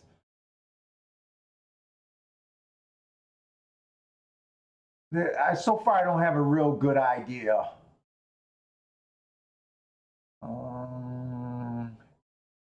That all they did was 2 turf route races yesterday. That was absolutely no help at all. That was a big waste of time. So my big problem is, it's not a problem. I don't like fair tracks. I don't like fair tracks. I don't like tracks that I don't think I understand how they're running. I say people, when they say what's the best thing to do, find the best bias and stick with that. I'm able to find it at multiple tracks. So right now I just put out a warning. We're just going to go over this race. I'm putting out a warning. This is my weakest bias. Right now I don't know which direction to go. And I'll just leave it at that. So we got a mile 16th maiden special weight a race on the turf. This 1 horse. Last race was average. Not a bad race. Overall, this horse gets in position at the top of the stretch. He's been at this level for about his whole career, 7 races. He's still a maiden. He actually looks like a useful horse. What is it? 2-1. I mean, he's lost a few. Let's see what else is out there. There's 2 horse, average, slow last race. I don't think that's a bad race. He was in position at the top of the stretch. He was kind of average. Remember, I only handicap route races to the 6 furlong mark. Some of you guys might think that's odd. It doesn't affect my production. I believe in pace over final time. I don't care about beating lengths. I kind of want to know who's leading, who's chasing, and who's coming. All I need is 6 furlongs to do that. So I honestly have no idea how I came up with that. I've been doing this for 30 years like this, and I don't know. I don't know why I came up with that theory, but for some reason, that's why I do it. 2 races ago, he came out fast, slow, then he was Matt Strides with the slowest winner. Still not a bad race. He was 3-1 at the top of the stretch. This horse is always in contention. So far, there's a couple scratches this race. We got 6 horses. Oh yeah, let's look at this race. 3 horse, average last race, slow the race before.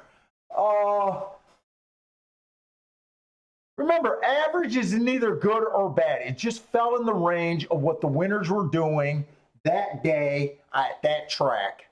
So average is good. Slow is usually bad when you see the 3 circles.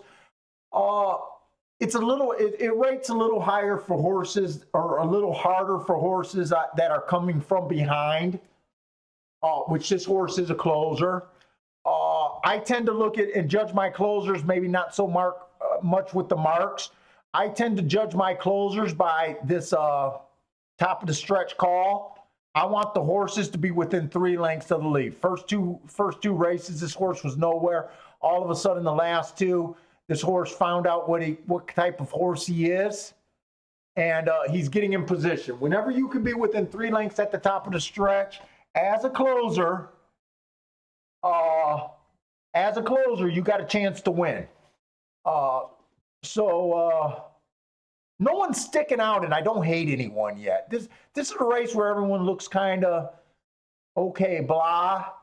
I noticed that there's some horses, like the 2 is going to be more forwardly placed. It looks like the 1 and the 3 are going to be farther back. Let's see what else we got. The 4 horse. He was far back last race. He was close to race before. Oh, he was slow. Matt Strides with the slowest winner. Then he was slow again. He had the good inside of the track. That was on the dirt. Maybe I should see. I should try to probably look up that June 29th race, but it is a ways back. Let's see if I got time to come back to that. 5 and 6 is scratch. So the 7 is earned a heart. Went faster than the fastest winner that day. Did it from the 6 hole on the dirt. Heart average slow. Every time you see the heart, it automatically comes with an excuse. 100% of the time, if you get a heart, you got an excuse. This horse is just trying something new. I don't do breeding. I don't know much about trainers. 16-1. Okay, you're asking for, if you like this horse, at least get paid for him. At 16-1, I don't think it's a bad bet or a great bet. If you like this horse, I kind of like the heart. I bet on worse horses than this. But you are asking them to stretch out, and you are asking them to, like I said before, if you're asking hard questions, don't ask too many questions for low price horses. Make them pay you. Kind of. Fuck it. There we go. And the 8 horse. He's not average. He was average at the first 2 calls, then he fell off. So he was just average. I think I'm going to look up those Churchill races.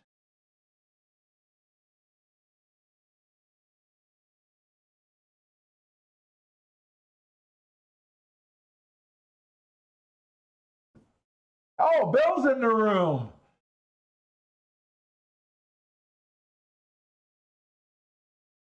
What's up, Bill, out there?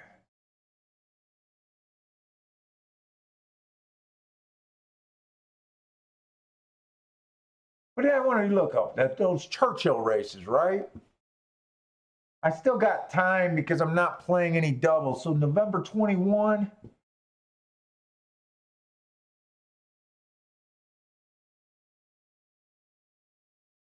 $11.21. Got it. My squinting. 53-4. What the fuck does KI mean?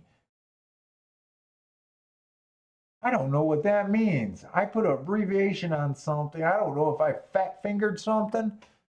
Let's look up the other race. 49-1. 3 races ago at Keeneland was a decent race. I don't know if any of these horses got any speed. I wanted to look up 628 on this full horse. 628. Ooh. That's a heart race. Horse 9-2. I might be willing to take a little shot on this race. Damn, we can't see.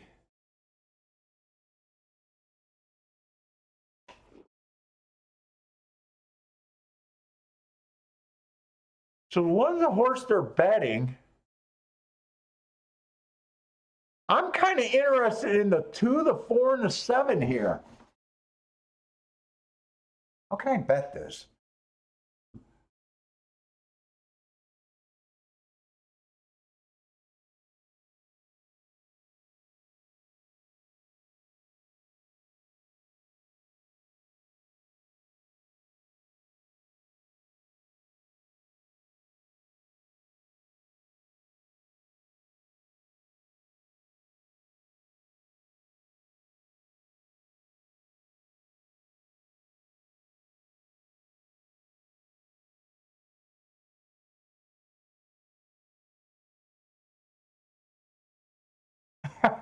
Mr. Softy says, bet the same number till you win.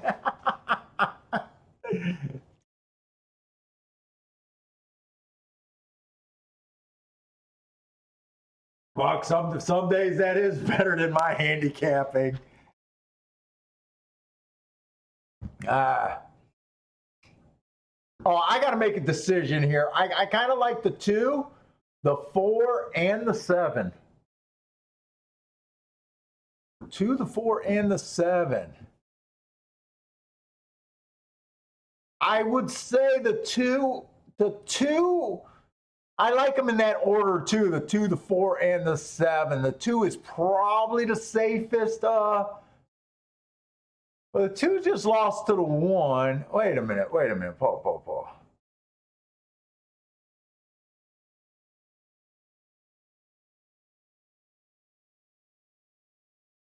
The 2 just lost to the 2 and the 3. I still the 2 just lost to the 1 and the 3. I still like the 2, 4, and 7.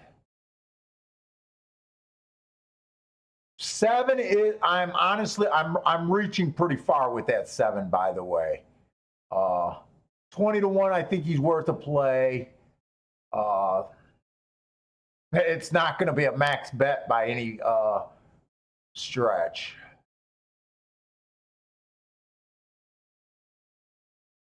Two, 4, and 7.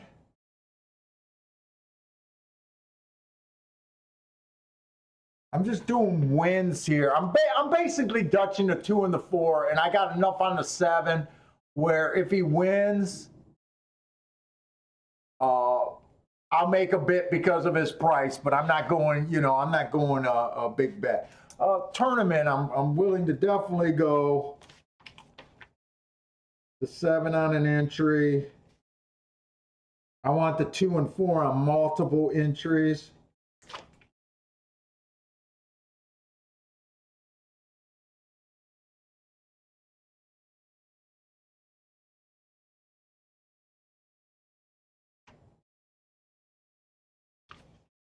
All right, let's blow this up.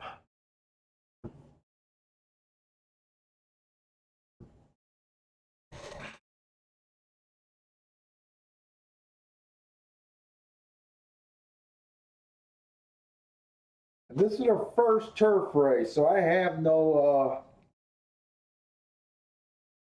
real clue how this track might be playing today.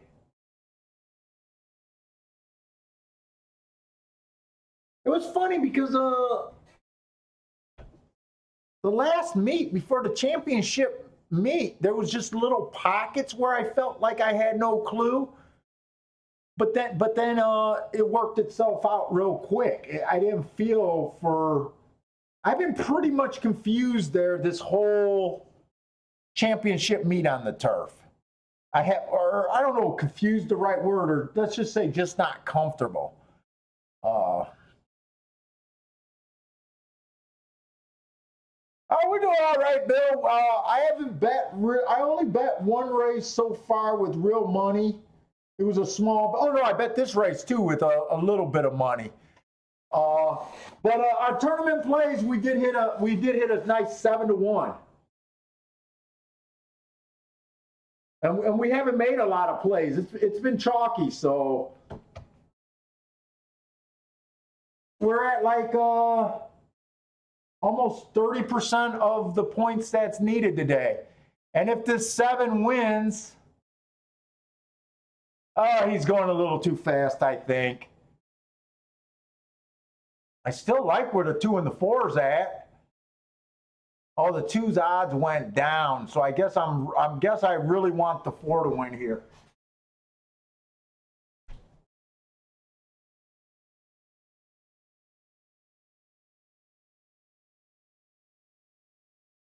Playing in that hallway, you like that hallway all of a sudden.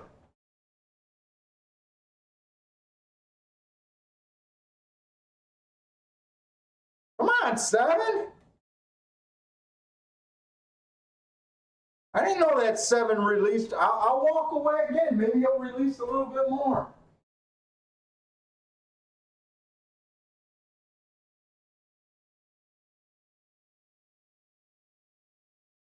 4. Oh, we're not going to beat this one. Come on, 4.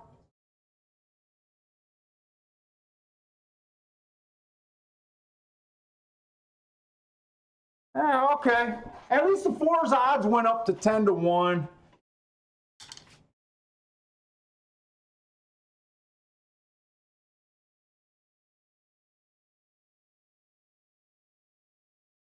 Hey, get beat by a chalk with the long shot. Damn it.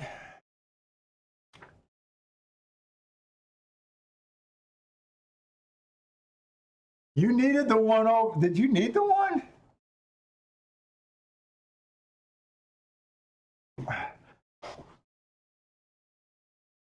Boy, the 2 and the 4, I thought they were both 4 to 1 when I put the bet in.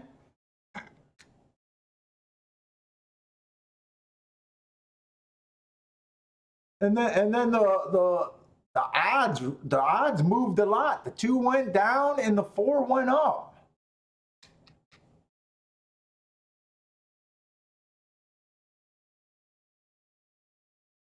What do you mean? Is who behind? I'm not behind. Am I behind?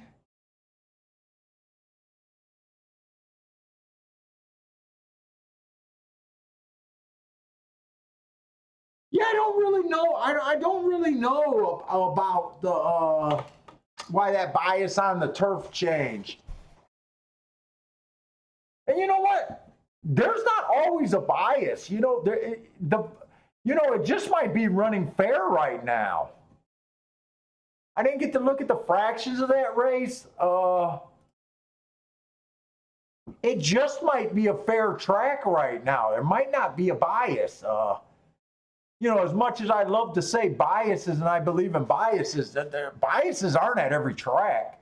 That's why I got to keep track of so many to even find them. So it might just be running fair. And I always say I'm not a good enough handicapper to play on a fair track. I don't want to play on a fair track. Well, let me pull up my running style. I want to show you what I'm talking. I think I showed this before too.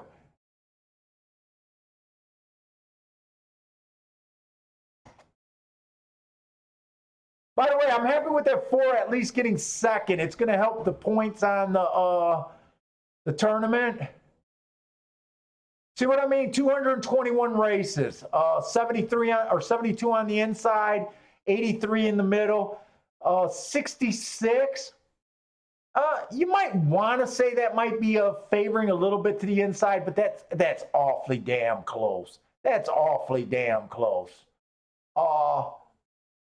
You see this big 104 is the biggest running style that's winning, but that's stalking. That covers everyone coming from 1 length off the lead and 4 length off the lead. I'm calling it a fair track because 56 wired and 61 closed. There's no edge. They can wire if they get the right, and they can close if they almost, that's pretty much even of a percentage. I'm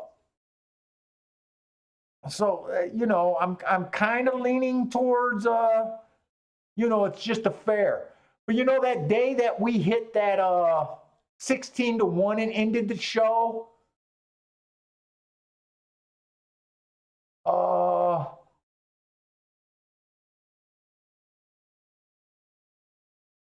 you can spot biases like by the day.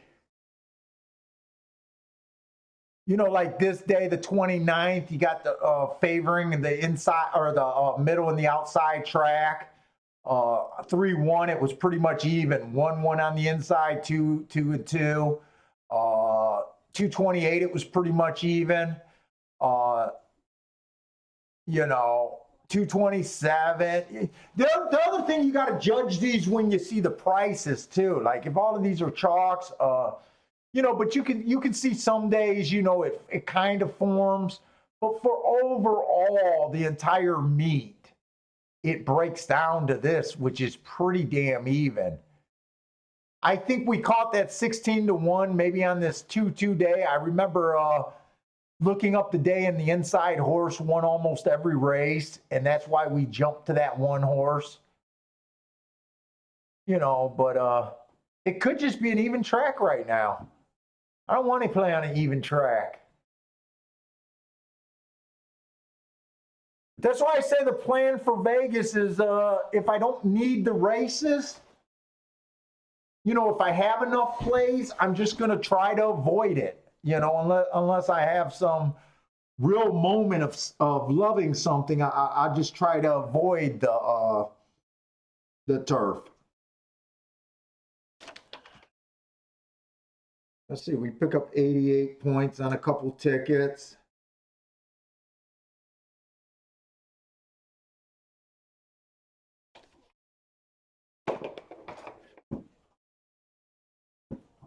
Where did I just throw the chat? Where do I keep putting that damn chat?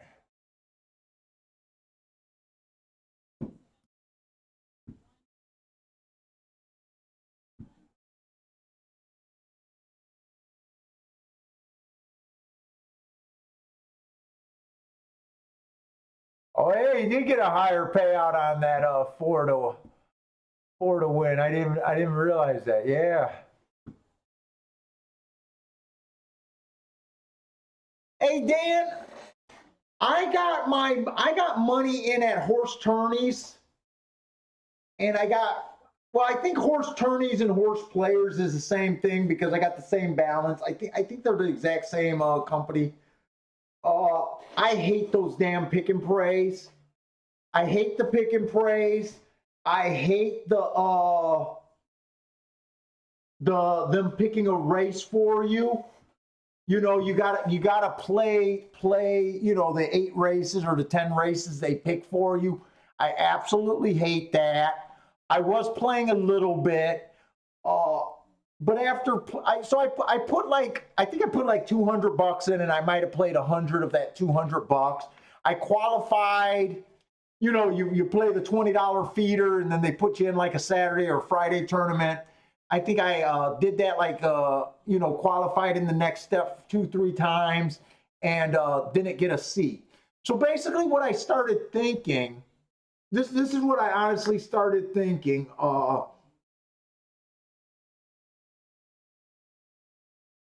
The prize money, okay, so the real live money ones, they're not worth playing.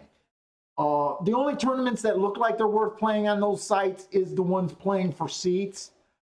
But here's my problem that I'm kind of thinking about. So the tournaments that I used to travel around and do good in, they offered seats to the NHC and they offered prize money. The online tournaments, from what I see, they offer seats, never any prize money. They offer that breakage point if you know, finish 3rd or 4th, you know, just outside. And I'm looking at it and I was like, well, without the prize money, they're a really good deal if you win and qualify on your first couple chances. But I think they're a terrible play to be chasing and playing in the long run.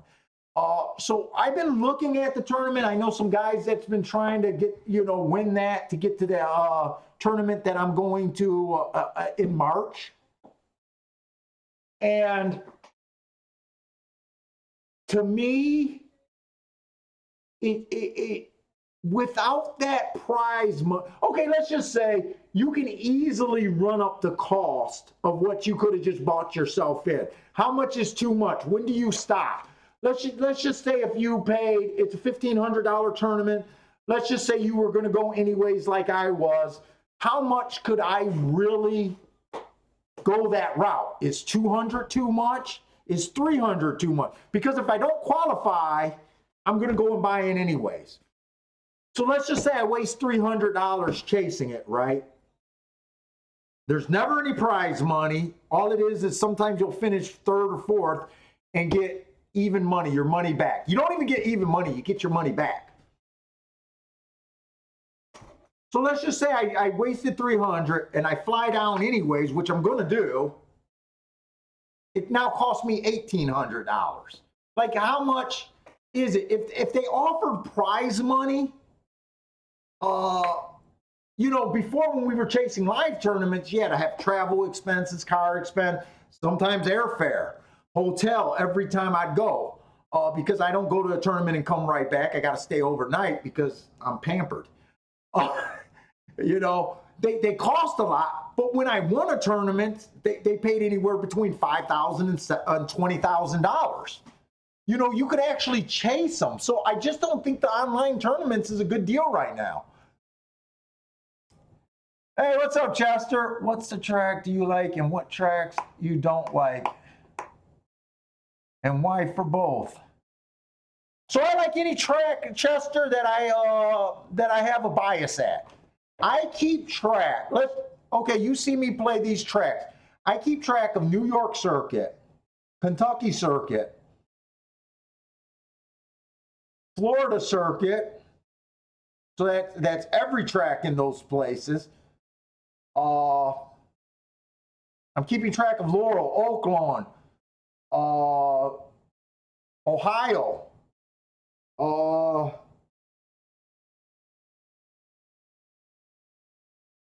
What else? There's more. Oh, Delta Downs I'm keeping track of. Fairgrounds I'm keeping track of.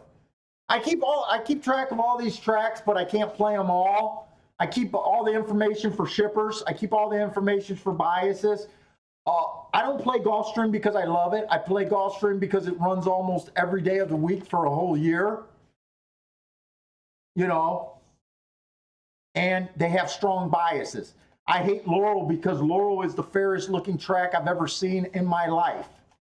I still keep track of it. Oaklawn, I want to be able to play Oaklawn right now because they got decent payouts. I don't see an edge there. I love Turfway Park because I've killed Turfway Park for 20 years. Now they're going to change the surface, I guess, next year.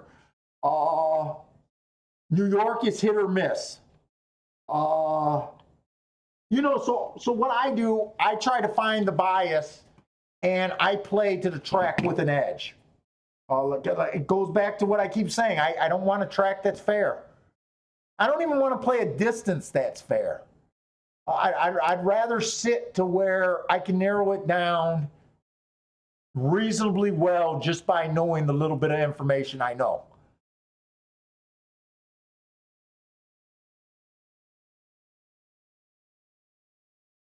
Wait a minute. I want to get to Fairgrounds. How much time for Gulfstream? Are we on top of each other again?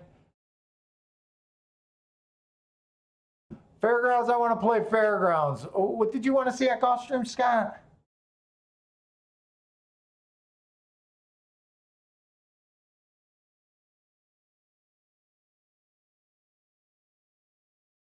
I think this is the 4-horse. I don't have marks on the 4 at Gulfstream next race. I didn't get a chance to look them up. If that's a dirt race, I'm going to be interested in this 1 and 2 though, or 1 and 3. How much time do I got there? Because I really want to look at this Fairgrounds race. Oh, we got 12 minutes there. Let me go to this Fairgrounds race first. I might be interested in that Gulfstream race.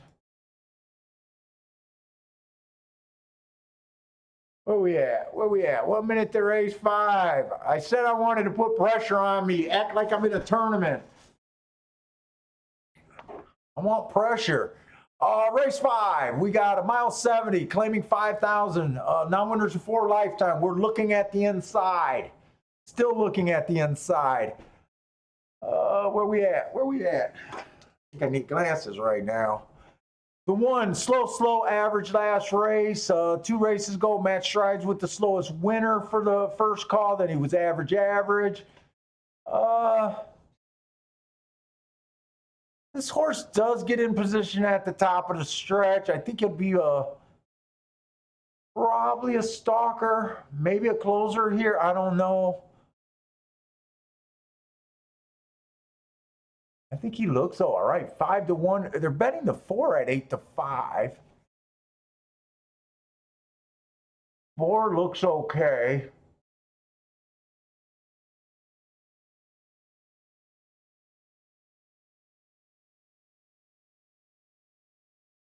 I like the 1 because of a rail.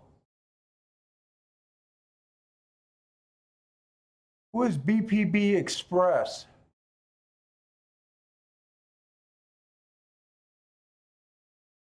Man, the 6 is going to be, oh, this fairground race, shit, you need a few minutes on this one.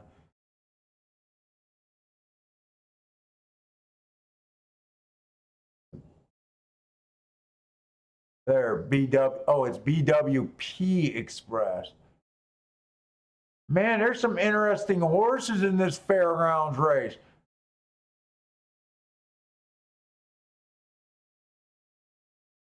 You know, I wish I had a couple more monies because I really think this one is a real money bet. I don't have enough time to look at it and make sure it's really worth it. I think there's enough outside speed. I'm definitely going to mess around with this one.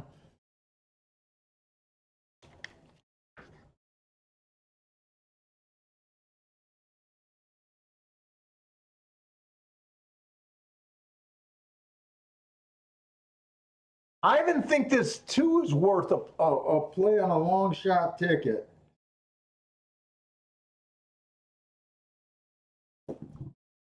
Let's see. There's some interesting horses in this. I wish I had time to really go through it. I mean, they're going to hold it up at the gate, but I don't think I'm going to have time to look at it. Ooh, at Aqueduct, is this 87-1 shot going to win at Aqueduct? He's trying.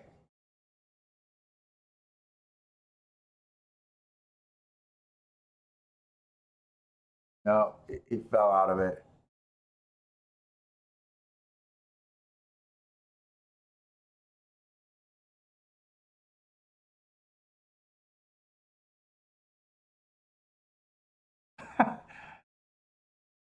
Jack Lemmon.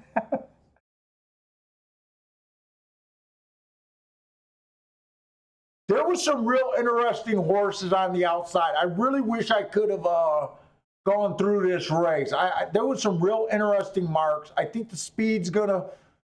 I need the speed to come back for this one had a chance, but I think the one was worth the real money bet here. But I didn't want to. I don't believe in just throwing my money around, and I just didn't have enough time because I think I'm going to get the pace that I want, and I think this one is going to get a nice run here.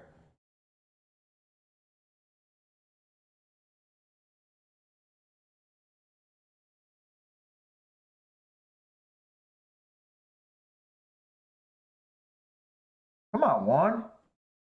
Come on, one. Make me look smart. Come on, one. Make me look smart. Ah, shit. The 3 is going to win the war. 1's going to get second, maybe. Come on, one. Make me look smart.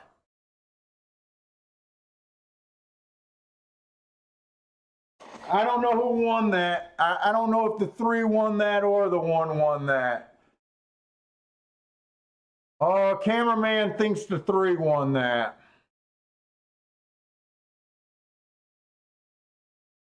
Three's 8-1. Did the 3 win that? You know, I should have just, this is what I should have honestly did, was just box 1, 2, 3. That's why I'm playing this fucking track. That's what I should have said. All right, mate. I don't know if the 3 won that or not. Nope, they got the 3-1. Yeah, Joe Brown's, I think they got the 3 up there. Like I said, I really wish I would have had time to look at that race. I really wish I would have had time. I knew there was no doubt that I was going to use the 1. In fact, I put the 1 on every freaking entry. I thought there was some real interesting horses in that race. You know, look at all these hearts and triangles of 4. That means I'm probably going to get a fast pace and be able to come off to 6 to 7. And you guys know that I'm only interested in this track for post 1 through 3. I probably would have made a better decision if I had a minute on the tournament too, but I can't really cry about that because these races go off. These races go off on top of each other. All right, let's look at Gulfstream. You know, I'm trying to I'm trying to look at everything right now. Where we at? That's Fairgrounds again, right? That's Fairgrounds.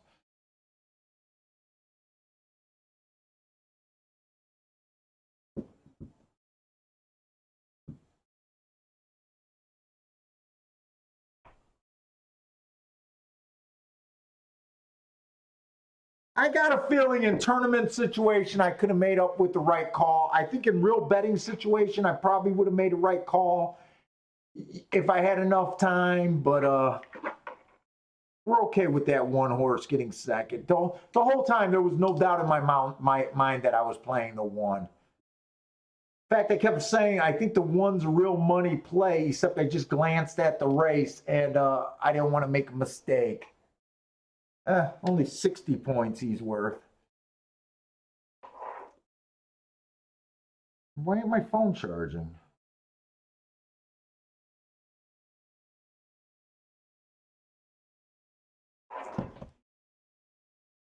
Where did my paperwork go? Oh, there it is.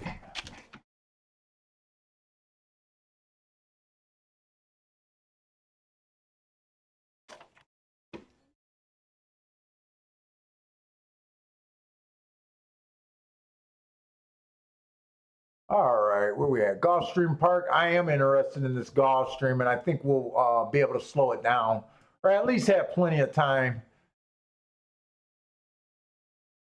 Or am I behind on the television? I'm behind on the TV. I must have watched a replay of some sort.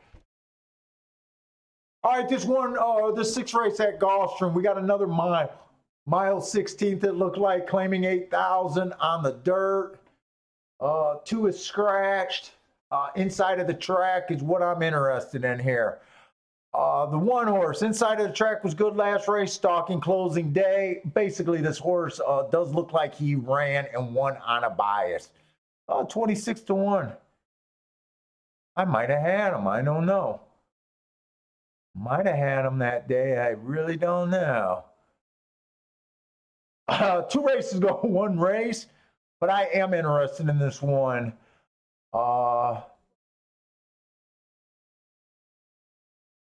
This wasn't the horse that missed that break, was he? No, he was dropping from 16,000. That's right. Okay, I'm just interested in him because the inside. The 3 is the other horse. 3's only 2 to 1. The 3 looks like the pace to me here. He ran fast for the first 2 calls last race, and he was average before he fell apart. He was in the 6 hole that day.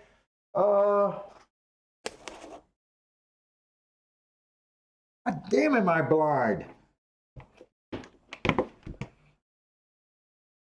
I'm trying to see if he dropped in class. I can't make out what that says.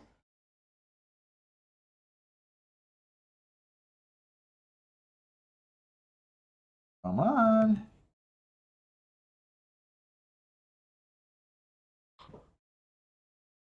What the fuck? Yeah, this horse looks like he's dropping in class. If I squint, I guess I can see it. All right, there, I got this. What race are we in? The 6th race here?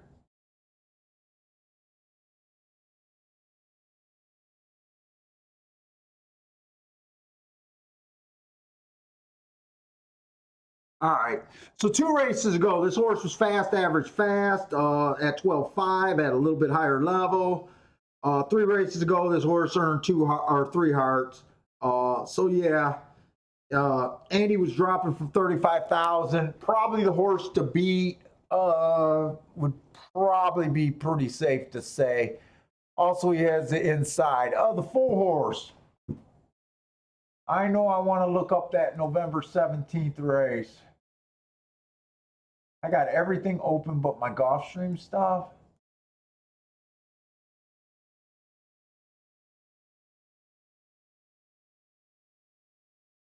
Gulfstream Park.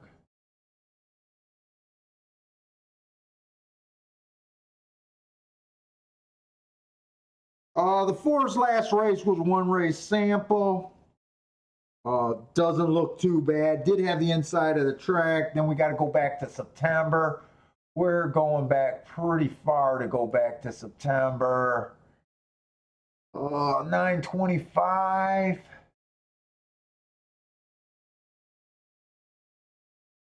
Wow, he was actually slow that day.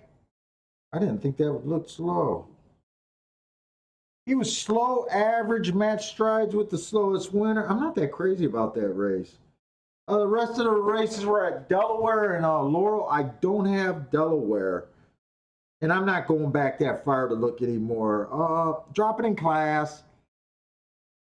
Last two races, he has been getting beat by who? Mr. Chaplin or something like that? Who the hell is that? He's been getting beat by, it looks like the 9 horse. Wow, 9 horse is 25-1.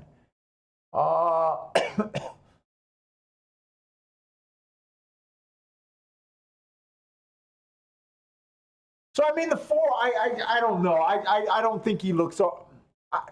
Front speed's always danger. If he goes back, it runs possibly. He is getting the 3-hole, I guess. He definitely has some races that can make him a winner here. It's just a tough call. I guess 6-1 isn't the worst. The 5, slow last race in a second. Nice speed figure, slow average.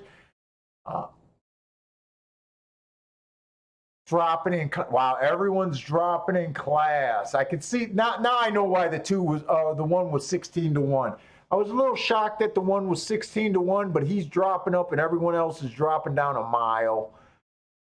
The 6. 6 is drop. Man, all of these horses look okay.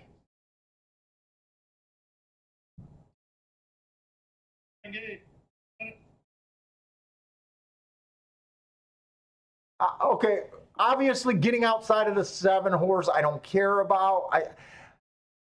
I think it's a good point to try to beat this 7 here. There's 3 chalks in this race. You got 3 horses at 2-1 or 5-2. That's freaking irritating.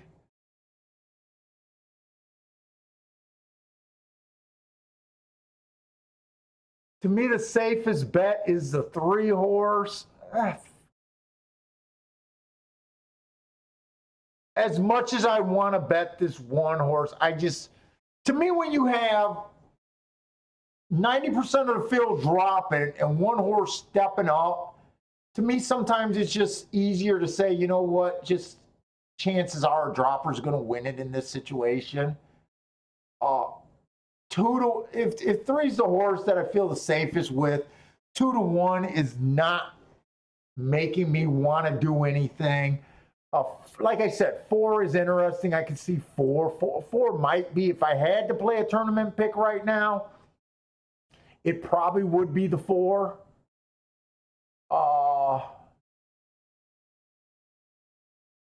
But it's almost like it's a blind bet, and it'll just be the situation of the tournament, and I have to fire now kind of deal.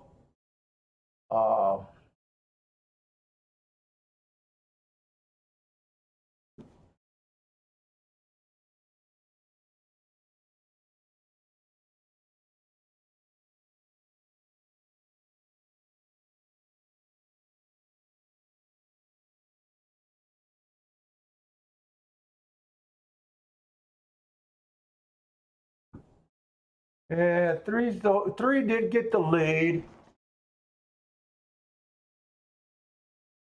Look at this 1. Not only is this 1 dropping in class, but then you got this jockey who wants to steady 90% of the race. Why the fuck is he steadying?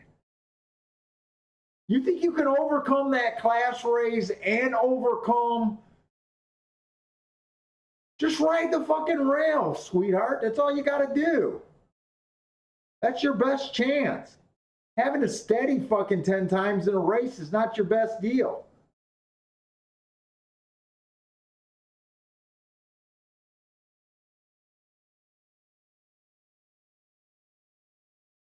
Boy, if this one keeps running, it keeps making me feel really good about saying that the rail might be good. Because I already like what the one has been able to do against these horses. I think he's about done with his run, but maybe not.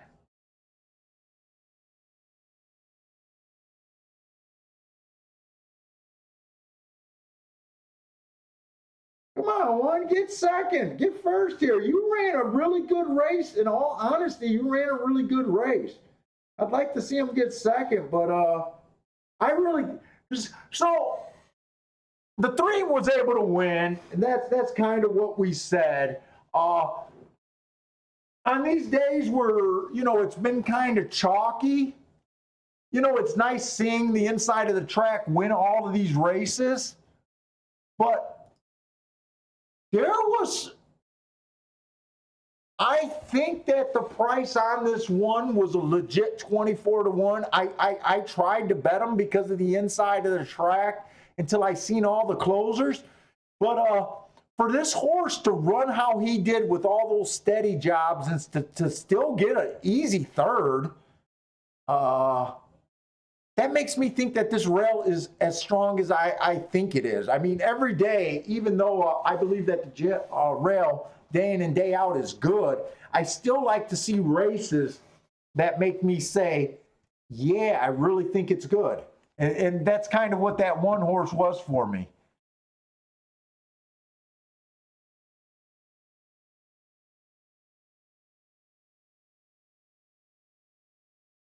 Hey, what's up, church? We're doing pretty decent today. We haven't made any substantial bets. I think I only played 2 live money bets. I'm working on tournament. I'm working on preparing for the tournament. So I really don't care right now, but I feel like the handicapping's sharp, and right now that's what I'm working on. So I haven't been watching to see how the chat room's doing, but I'm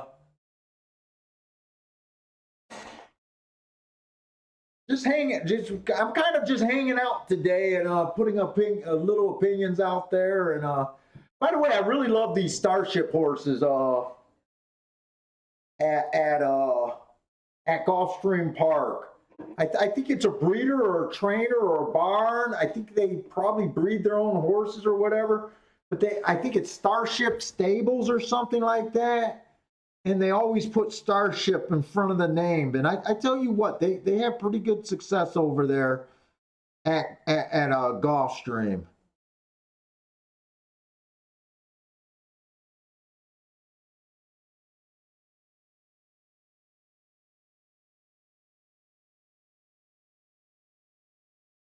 But I don't follow Connections, so I'm not even sure if this is a Flying P stable. I don't know if that's the ones that name them, but I do like all these Starship horses. You see them all the time out there at Gulfstream.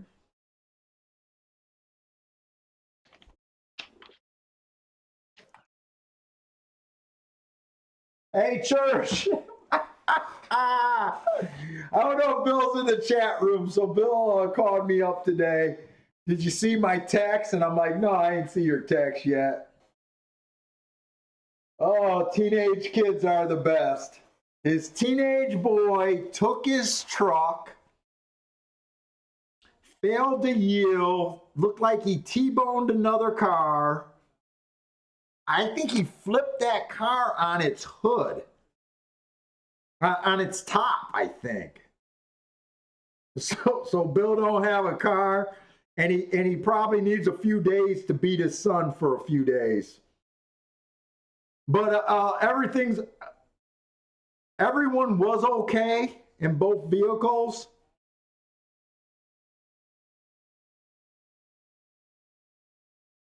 So a few, and I couldn't stop laughing once I found out everyone was okay. But this is what I asked Bill. So I don't know, maybe 2 months ago, Bill missed because he was having problems with his radiator connection, so he had to buy this expensive port for his radiator. I don't know. I don't know cars. There's Bill's front end, if you can make that out. So first thing I asked him, "Oh, how's the new radiator connection? Is that at least saved?" But yeah, he had a real emergency.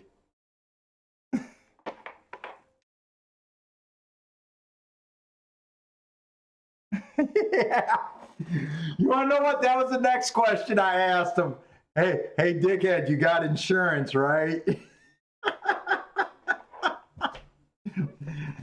Can you believe that, owning an insurance agency and not being covered? That would be the all-time greatest thing right there.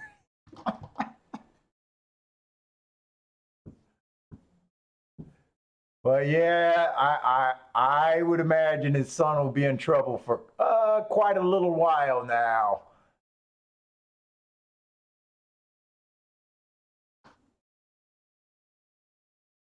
Maybe I should have put that 3 on the tournament a little bit, just to move 100 points. Oh, we got a turf.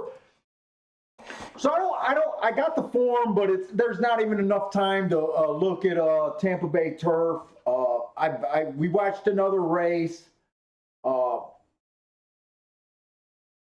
turf routes, I'm interested in stalker closers there. I just spotted this. It just started looking like a bias. I don't know why I missed it.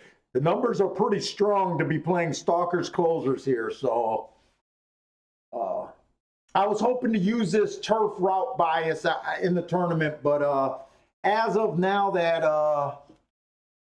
you can't play Turfway. You can't play Tampa Bay in the tournament.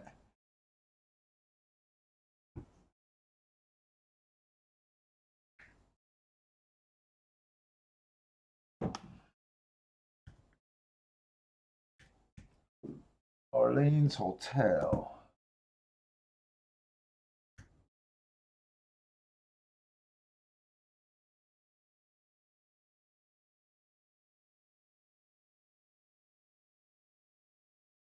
Let me see something.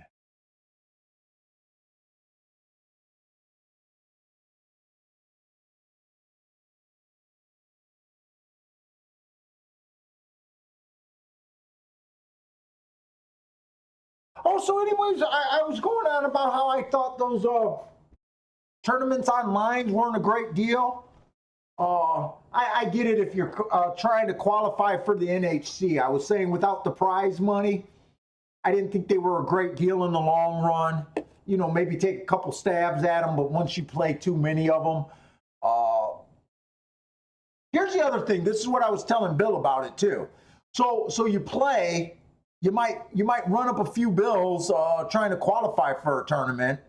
You don't get any purse or any prizes for qualifying for the tournament. You're playing for a seat only, right? Now, if you don't do well in that tournament you made, it's a big nothing. Unless you go to Vegas and it's the big one and you just, I mean, those are actually really fun. But as far as money, it's a big nothing. So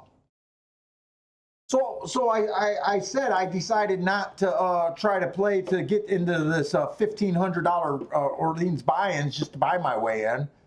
To me, it's just easier to take the $200 or $200 that you were going to go chase the tournament with, and to run it. To me, it's a lot easier to take $100 or $200 to run it to $1,500 than to have to win a feeder and then another tournament or even to buy in and just have your day that day. You got a lot more control, especially when you consider that they're all pick and praise. Pick and praise are garbage. And you figure that, hey, they're going to pick the races for you. To me, it's smarter. And I might do that. I might take $100 or an extra $200 and try to get another entry and just put a little bit extra on what I bet, because I need to went at the horses anyways, but I could, you know, put a little bit extra. And you know, to me, I just thought that that was a smarter route to go. Whoever was asking about those, do I play the online tournament? That's where my head is about right now. I wish it would go back to how it was in like 2006 when there was just tournaments everywhere at the tracks. They had real prizes. Beulah was giving away a 20,000 prize for first place. They were giving away real prizes back in those tournaments, along with the seats. They kept the seats, but they took away the cash prizes, which to me is, you can't afford to chase them really long because you never got a chance for money to come back.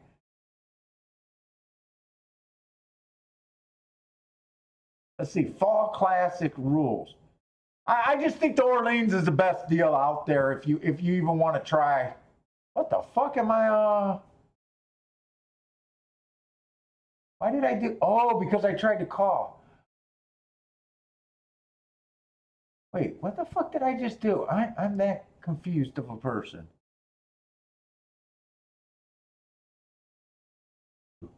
Oh, I'm clicking the wrong link. I see what I'm doing. All right, so here's Tampa Bay. So right now I want to see a closer. So I want to see this 8-5 get ran over. Technically, the 5 is stalking. So anyone outside the 8 winning, I guess, works on the profile. But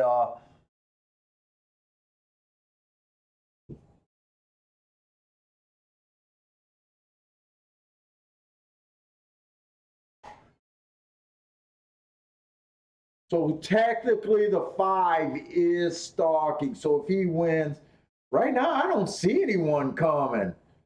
This 8 might actually go wire to wire. Well,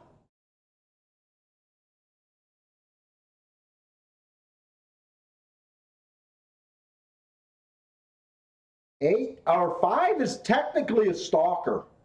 5 was 1 to 2 lengths off the lead. So I don't know. I wish I would have handicapped instead of going back. I'll go back and look at that race tonight. I don't have any numbers on my shit right now, but hey, Jigs, did you hit that? Oh, you did. You absolutely did put that up. Way to go, Jigs. Nice hit. Nice hit. I see it up there. Nice hit. What do you get? 21 to 1 on that horse.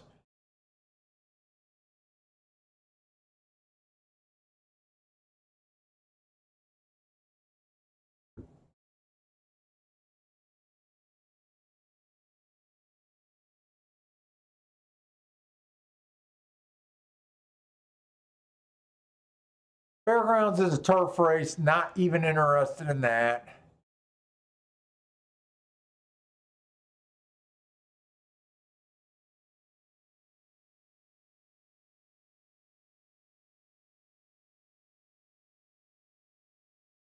Nice hit on that.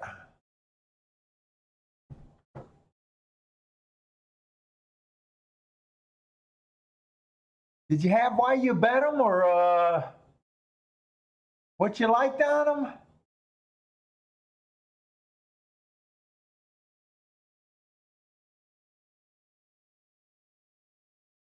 No, I don't see where you had what you liked on them. Nice hit, 21 to 1. That's solid any day of the week. I guess I'll watch Fairgrounds because we got a long time for Gulfstream. So anyways, that Orleans released the tracks they're playing, and I'm a little shocked. On Thursday, we only have 3 tracks that we got a handicap: Fairgrounds, Gulfstream, and Oaklawn. Luckily, I got a good idea about what I like at Gulfstream and Gulfstream and Fairgrounds. I've been doing my work on Oaklawn, but I haven't found a reason to play it yet. But I'm a little shocked that it's just 3.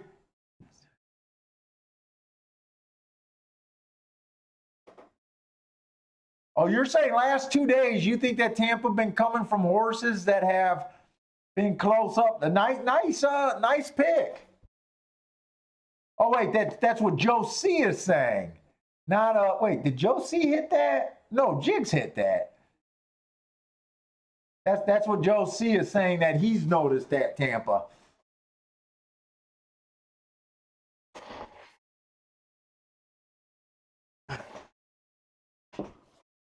So Thursday we only got 3 tracks, which is kind of surprising. Then Friday we have Aqueduct Fairgrounds Gulfstream. So I don't mind them adding Aqueduct. I have all the information at Aqueduct. Laurel, which I have Laurel. I just hate Laurel. Oaklawn and Santa Anita. So what is that? 1, 2, 3, 4. They have 6 tracks. Right now I'm leaning towards not even trying to do a database for Santa Anita. I'm leaning towards just ignoring Santa Anita. And then Saturday we have Aqueduct Fairgrounds Gulfstream Laurel Santa Anita. So what track did they drop? 1, 2, 3, 4, 5, 6. 1, 2, 3. Oh no, they're the exact same. They're the exact same. So it's only Thursday that we're 3 tracks. So that's going to be interesting.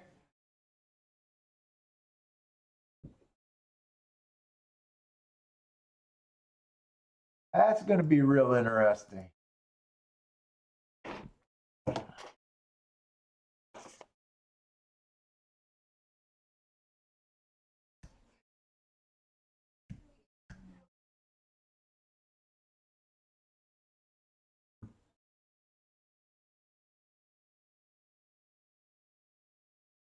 The last 17 turf races at Tampa, only 2 races have been won by dead closers.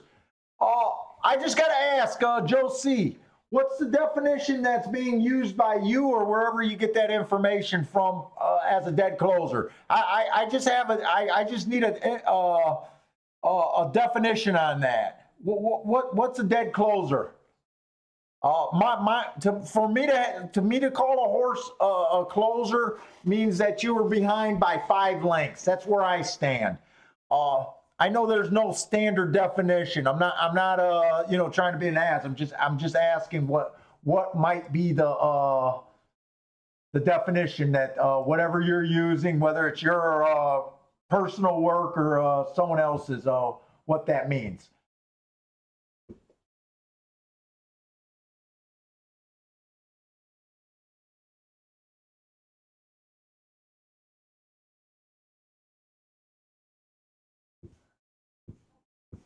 My notes right now at Tampa Bay stops at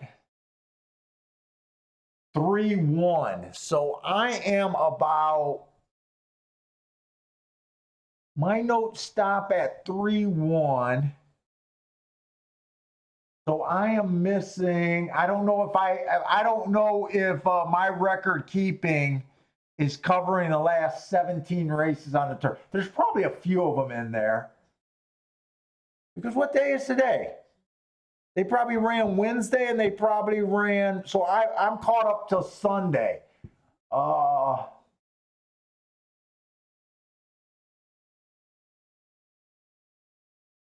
3-1 at Tampa. Yeah, that would be Sunday there.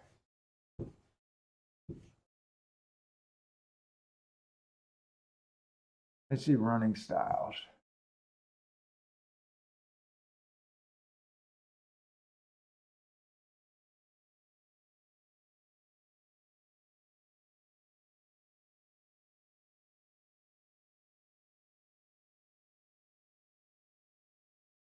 Yeah, I need to know what you're calling because I got on 3-1, which was only 2 days ago, racing days ago. I got a horse. One winner was won by stalking, and three winners were won by closing. So uh, that's why I'm curious about your just your definition on that.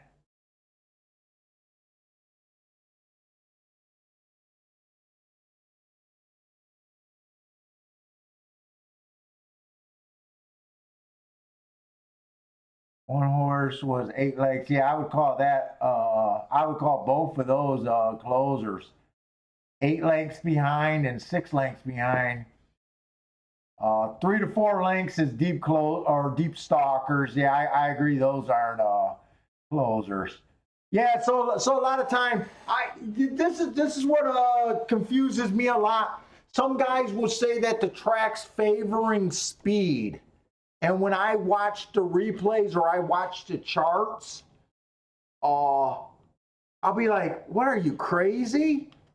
And what some people do is the horse that's in second would be winning all the races, but he's 4 or 3 or sometimes even 5 lengths. So they're like, oh, you got a leader, the second horse, no matter how far behind, he was the next horse. So speed still held. Speed did well.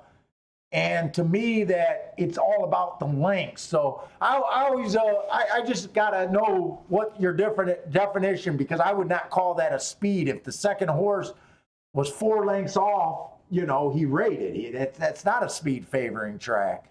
So I always ask what people's definitions are, just as a, so we can be comparing.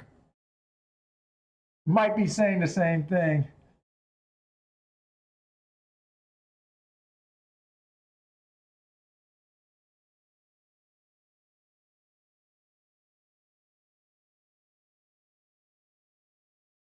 And I still got a lot of time. I'm gonna flip over to Oaklawn. Let's just watch an Oaklawn race. They're really in the gate. I don't even know what kind of race this is. I can't find nothing at Oaklawn to make me enter. I think I played probably at the most 5 races, but I'm guessing it's closer to 3 so far at Oaklawn. And I did hit a 20 to 1. That was a top choice, but I just thought I seen a bias for that day outside. But when I just look at my records, man, I'm not seeing anything at Oaklawn to make me jump into it.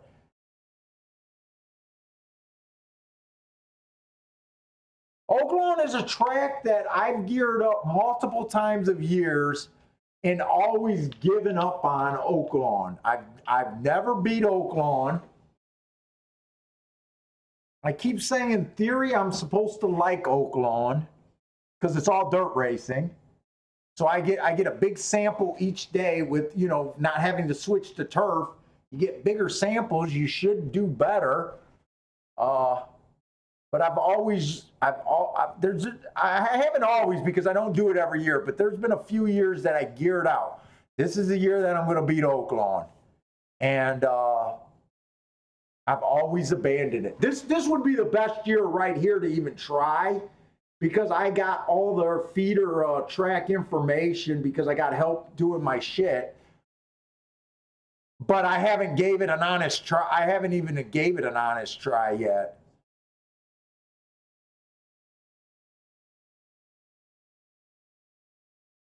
Marco Lou needs the 8 at Oaklawn for a pick 3. Oh, he's you need a closer here.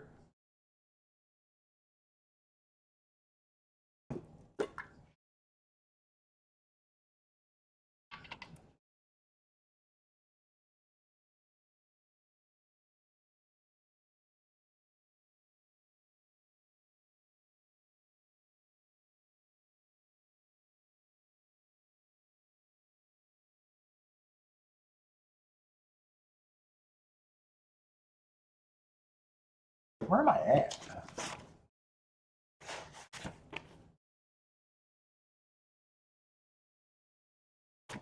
Hey, you sighing over there, Bentley?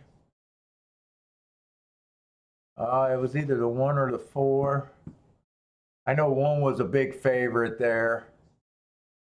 4 to 5. What was the 4? 4 to 1.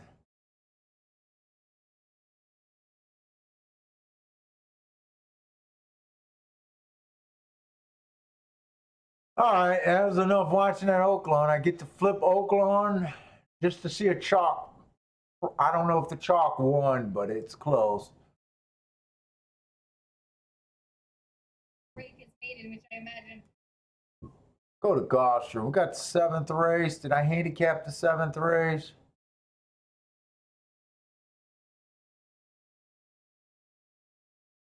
All right, I'm at least willing to take a real look at this race. It's a little higher class than I like. We got 5 furlongs on the turf, allowance 1X. You know, like I'll just keep saying, it's you got to be on the lead or within 3 lengths of the lead. Is the strongest thing going there.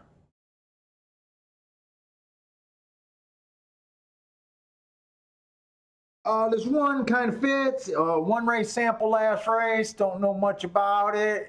I probably got enough time to look at some of those other Aqueduct races.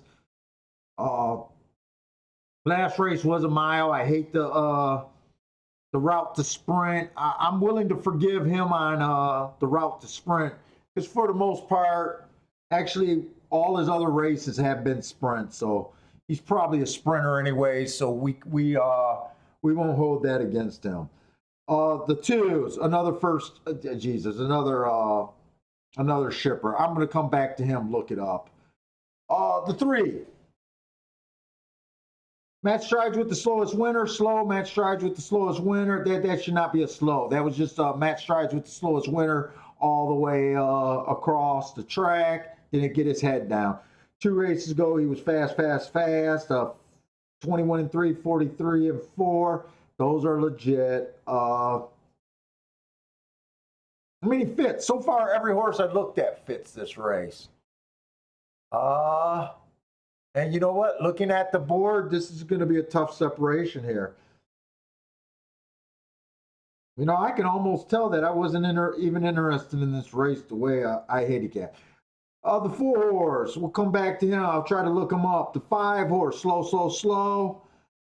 Slow. Matt Strides with the slowest winner, just missed. I probably don't like him. He's an off the pace horse.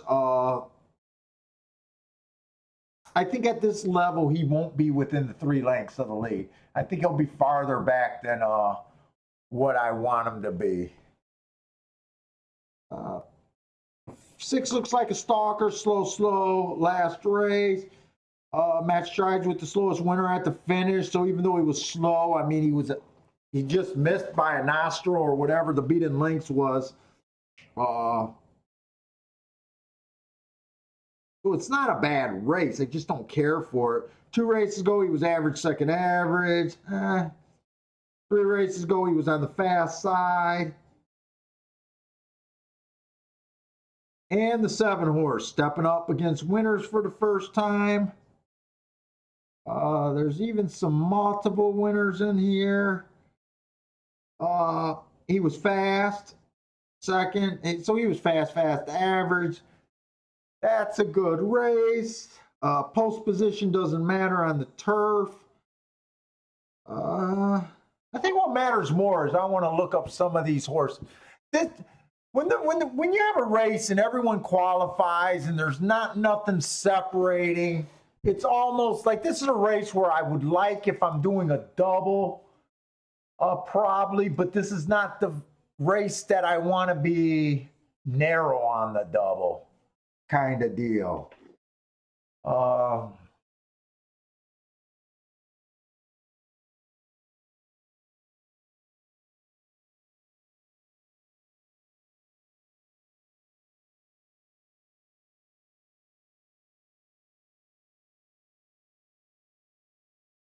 If this horse hasn't ridden since October, I guess that's not too bad.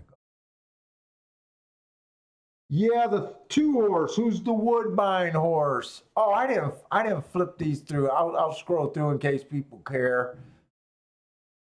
I forgot. I forget when I do it myself that I'm not moving this stuff. That 2 last race, October 6th at Woodbine, is definitely a fast race. That's a heart. That's a heart race right there. September 14th. That's fastest winner of the day all the way across. Saratoga. Might as well look up New York. Why not? Okay, so he's a true speedball, which doesn't help things because I need to eliminate someone here. Let's see, New York, Saratoga. That'd be in the New York file. 825.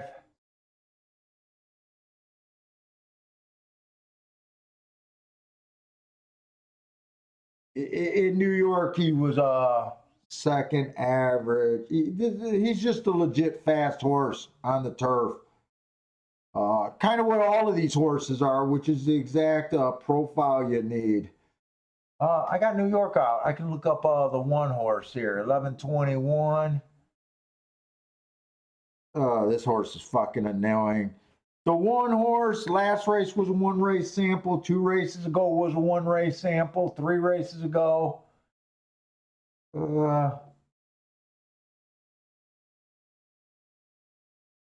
That November 3rd race, he was slow average.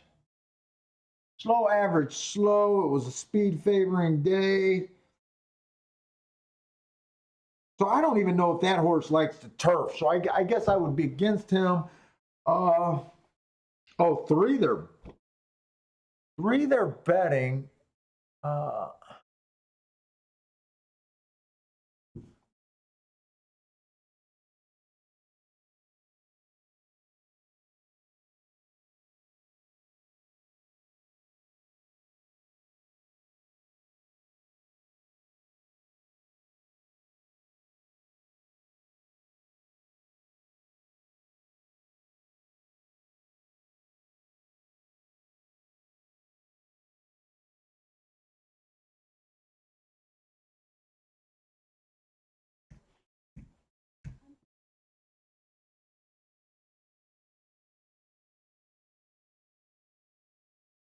This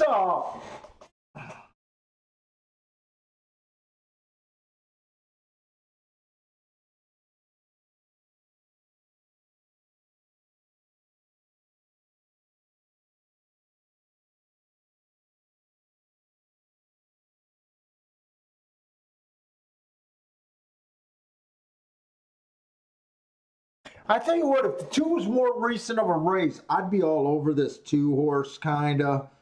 But I wouldn't be surprised with the lack of recency. You know, coming off of that quite a layoff is a little tough to play. Take 5 to 1. I'm almost interested in doing that.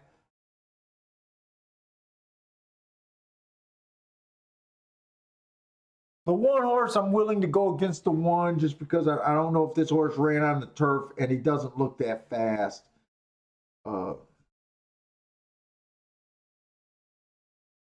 3 horse looks good to me, but this is a tough group.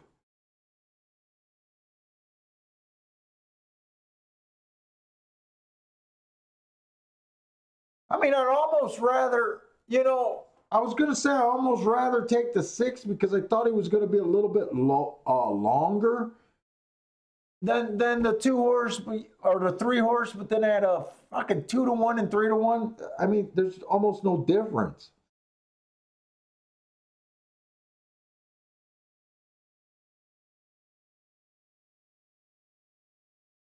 I do the 5 here.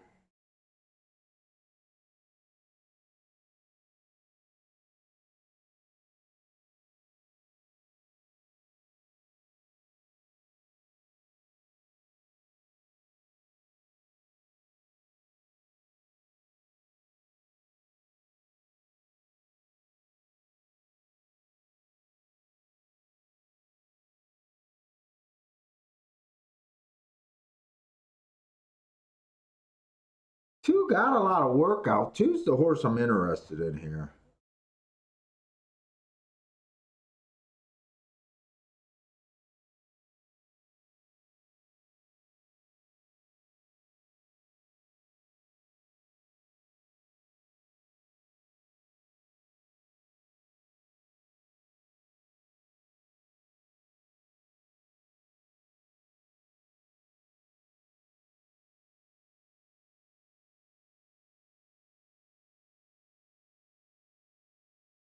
You know, I like the two. I think I'm gonna pull the trigger on the two.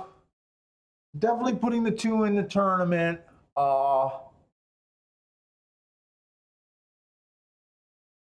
I'm trying to sit here and talk myself into the 11, and I think it's just too. Or I'm sorry, the 11, the 5. I think it's just too big of a reach. But man, I am trying to get myself to do it.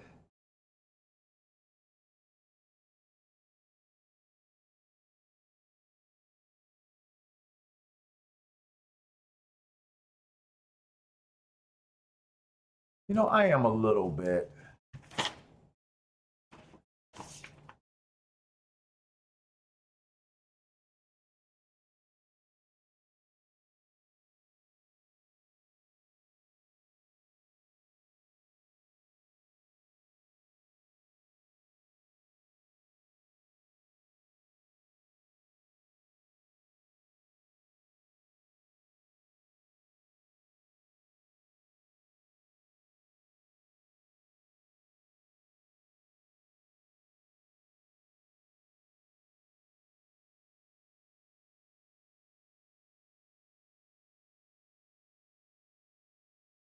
Man, I don't think I'm going to be able to play enough races to be able to have a score really in this tournament. 1, 2, 3, 4, 5, 6.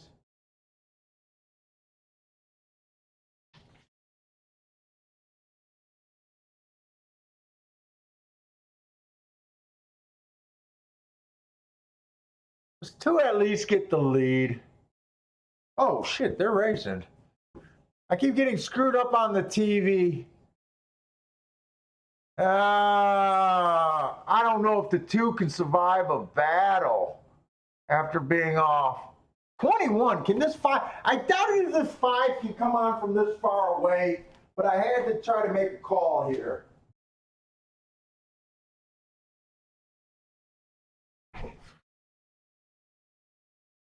Come on, 2. I don't need another second, buddy.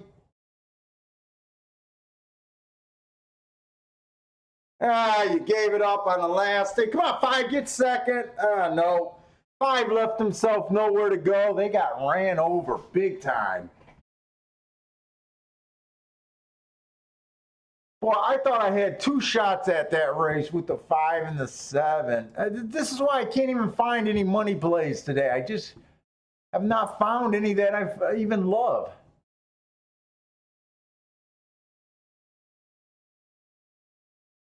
Who won that? I think the 7 won that. Did the 7 win that?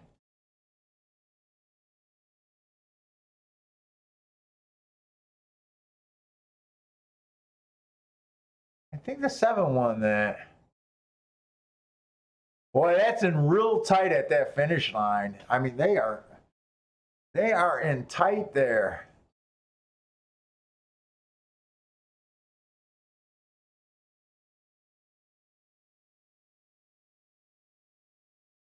What kind of race we got at Fairgrounds? Fairgrounds, we at least got a dirt race.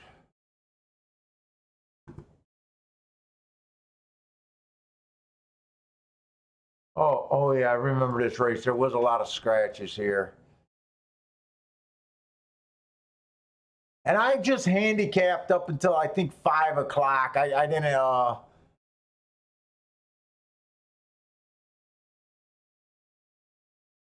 feel like killing myself. Wait a minute. Don't I got this? Oh, we're in the 7th race.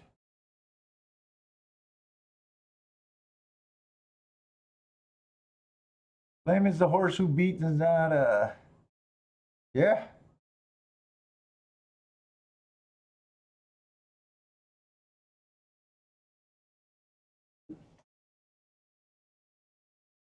All right, I'm gonna look at this race. We've got an optional claiming 20,000, 5.5 furlongs on the dirt. This one horse, 2 Hearts last time in a second. Rail was bad that day. This horse gets an asterisk for being on the rail. I believe the rail was bad. His speed figure went down by 20 points. I like him. The 3 horse inside of the track too. Fast, slow, outside the track was good last race. This horse was in the 2 hole. Gets an asterisk. 2 races go, fastest winner of the day. 4's coming off a year off. Yeah, okay, I don't care about that. 5 is slow, outside the track was good. 2 races go, slow, average, slow. He honestly gives me nothing to feel like there's anything there. That was at Delta Downs 2. I'm still having a problem figuring out how Delta Downs ship. The 7 horse has a little bit of speed. That was at a mile. I don't like route to sprint for the most time. Well, he's like 50-50. Some days he's routing, some days he's sprinting. He's a little farther outside. I don't like him. I think I like the 1 and the 2 and that, or the 1 and the 3, and that's it here.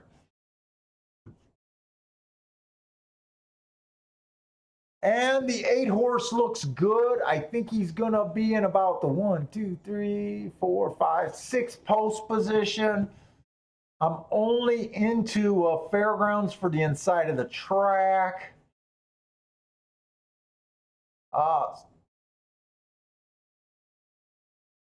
He's more speed. I don't think he's as fast as the other 2. He's been on the outside 3 races or 2 races in a row.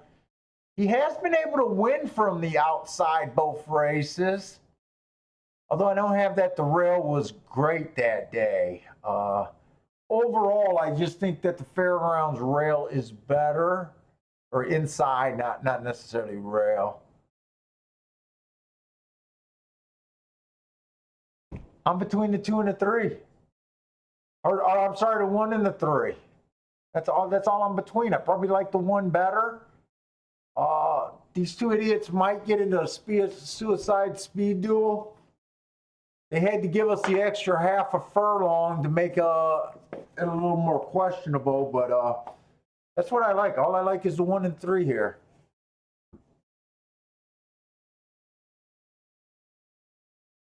Yeah, I almost don't care. Am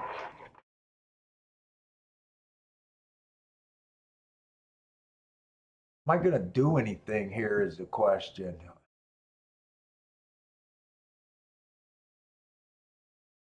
Wait, what? Man, I'm getting sleepy.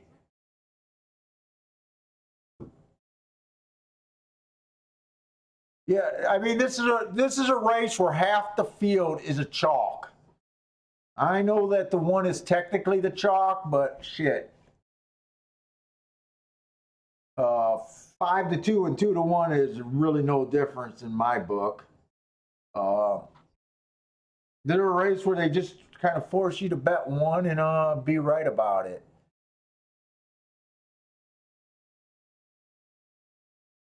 I'm really definitely not into this race for real money. I just,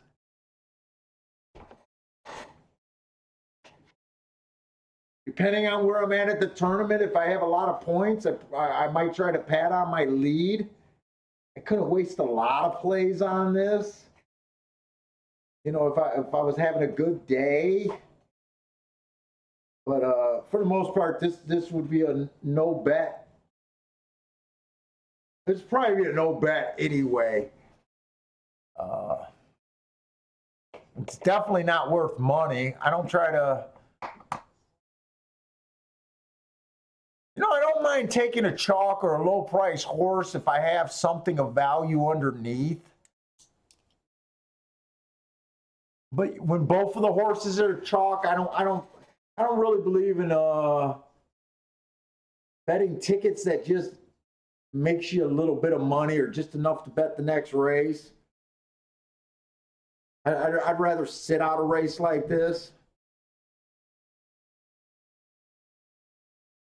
It's four's the horse that been off a year. Go fuck yourself. Right? Four's the horse that been off a year.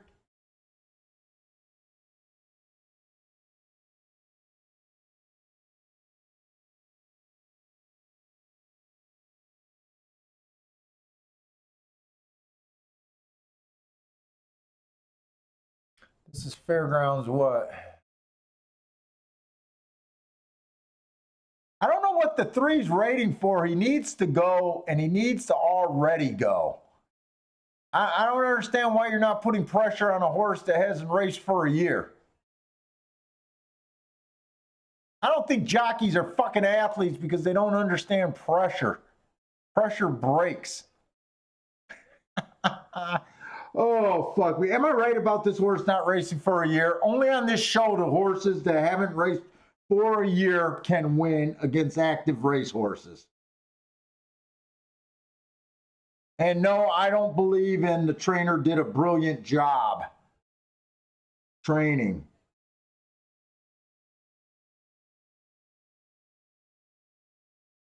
I mean, they all do the same 3, 4, and 5 furlong workouts. I don't see anything brilliant. I hate it when a horse hasn't. Let me get to this race and make sure before I continue on being pissed. Yeah, this prick hasn't been off for a year. In fact, he hasn't been off from a year to almost a day.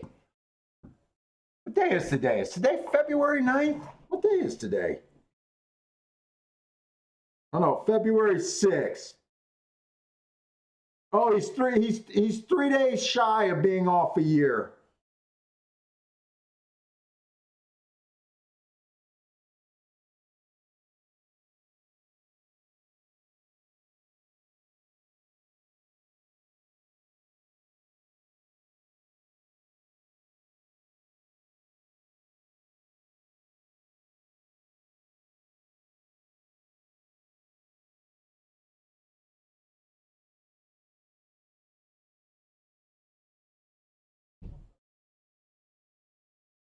Well, I'm saving a ton of money just by not betting horses in 2-1 and 5-2 and 3-1 category today. Actually, it's a stress-free day.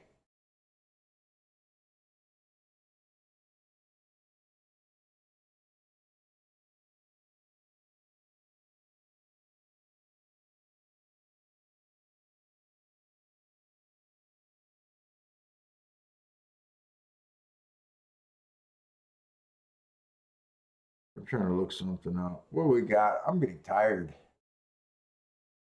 Oh, there's an inquiry on this. There's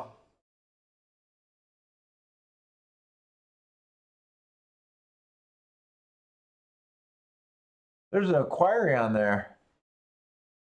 Man, I tell you what, I had a time. I remember when we first started playing at Arlington. I swear it was an unreasonable amount of number of horses coming off that didn't race for a year, and I kept running around that track yelling, "That must be the best angle in racing." I swear to God, it's been the best angle of my podcast. Just bet the damn horses that haven't raced for a year. I don't know if they're going to take this horse down, but it's the stupidest thing. And what's funny is usually I think they're dropping a ton or you know something. This horse wasn't even dropping a ton. This horse raced at 12.5 claimers and been at this level before and not dominant. Usually it's a dominant looking horse.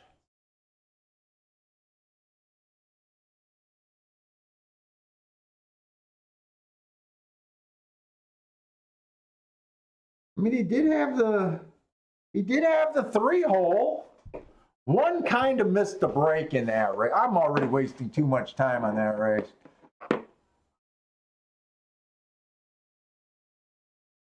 Yeah, no, serious. I kind of liked it because if you watch my other shows, how I usually bet, So during Gulfstream's championship meet, my play rate does go down. It does every year. The championship meet can be quite chalky at times.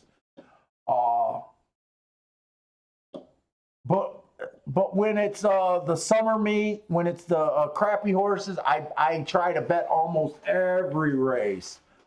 I kind of like, I've been telling Parsons, I kind of like playing the slower pace and not looking ahead for doubles. I kind of like that. I know I'm going to miss it in the ROI. But I have been trying to focus. See, here's the thing that I tell Parsons. So you know, when you're a veteran, right, and you put yourself in the tournament attitude, right, those plays are priceless, right? If you're going to be a contender, you got to get something every time you pull the trigger on them, right? You know, so you're really selective. When I put myself in that frame of mind, it's really easy for me to be selective. I got to get paid off. I got to get a price. I got to have a lot of things going my way. I got to have I don't want to have 6 unknowns in the race kind of deal. I got to have an opinion on everyone. I want to play my best biases, that kind of stuff. But when I'm playing with money, it's just money. It's just money. I know where I'm going to end up at the end of the year pretty much. It's been going on for 20 years. When I get too sloppy, I just get more money. When you take a bad streak, you take a bad streak, you back off, you get conservative, you come back, it's easy. It's easier to get wilder actually for real money for me than it is for tournament plays. To me, those tournament plays, every one of them you're wasting your shot at the goal, the tournament that day. You're bet, on these days, for the most part, any given day, most part of your year, you're trading money. You lose a few hundred, you win a few hundred. You win, you lose. You win, you lose. You're kind of just hopefully kind of just barely up, just barely down, just barely up. Then you're there for your big hit. Boom. And then you go back. You go back to just barely up, from that point, just, that's how it is for me. Then you have another big hit that puts you up another scale. Usually you can tell your profit from a year just from, 10 or 20 days, not many days. Unless maybe you hit a nice pick 6 or something. I keep saying my Tampa Bay mate was made by a double and an exacta, just basically 2 races. Other than that, I've just been trading. They kept the 4. Other than that, we've just been trading money there, but not really going anywhere. That's why I kind of gave up playing Tampa Bay every night. I've been doing good at Gulfstream, and haven't had the energy to play at night. What is? Oh, that's the Scronic. I don't know if I have not much more handicap. I only have a race or 2 handicap more than this. Let me see where I'm at.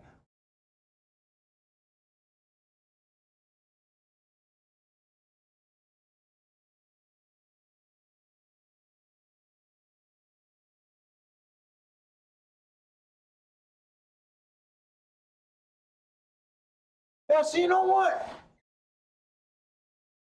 That 4 last race actually pissed me off, but in all honesty, he outrode the 8. He was in the 3 hole. I keep saying post 1 through 3.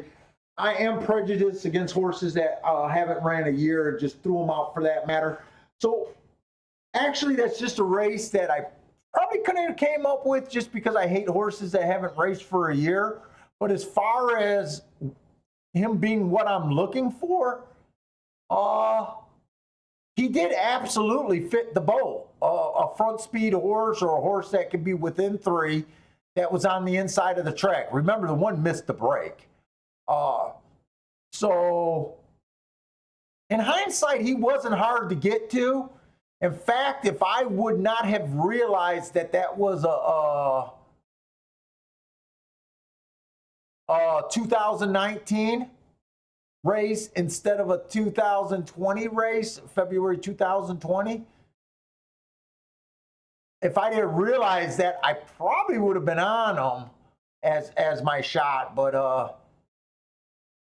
I'm actually just pissed at a horse that off a year beat me. But as far as the bias, I still love what I'm seeing at Fairgrounds. I still love what I'm seeing. Let's see if I got anything else handicapped.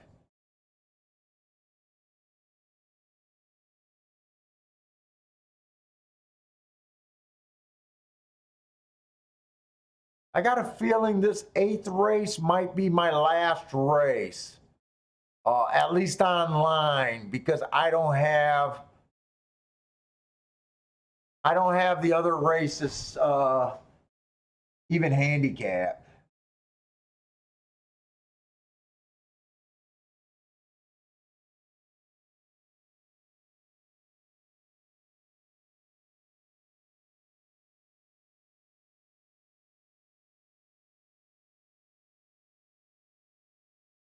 The 7.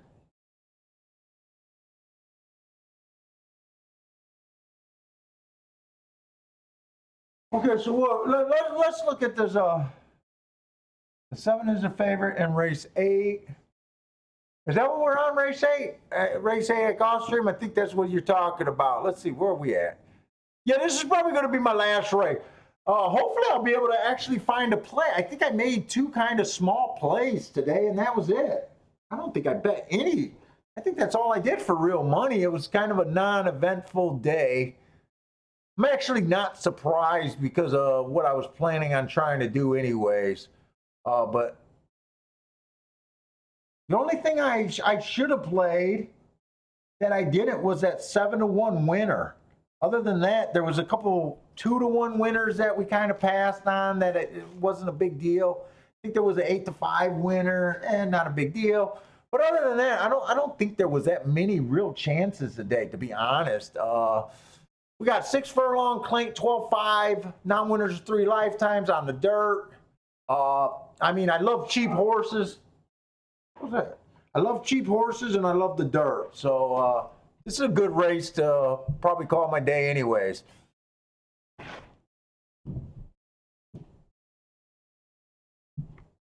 I want to bring my form on this page because I want to take a good look here.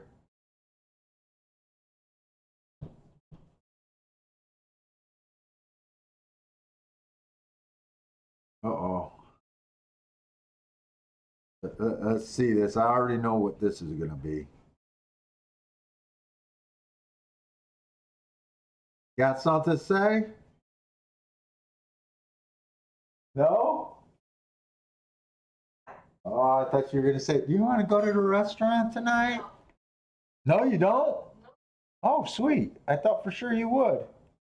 Why not? I want to go. I just want to act like I didn't want to go. Do you want to go? No. A lot of effort to try to get there on time. All right, cool. All right, I don't got to worry about that. I'm probably done after this race anyways, but that's what I thought you were coming down to see if I wanted to go. But if you don't really want to go, that's cool anyways. All right, so this one horse, average last race. That was at a little lower class, but the race before that, he was at a higher class. Actually, that was the lowest of his career. He was average that race. He was in the 7 hole. I don't have that the rail was. You know what? 7 hole is always suspect. I want to look. I got plenty of time here. Let me look up that race.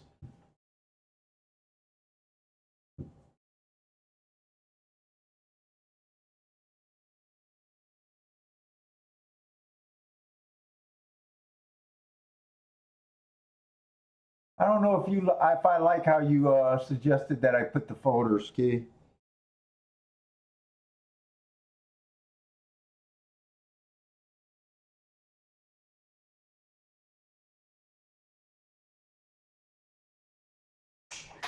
Yeah, that day the post one.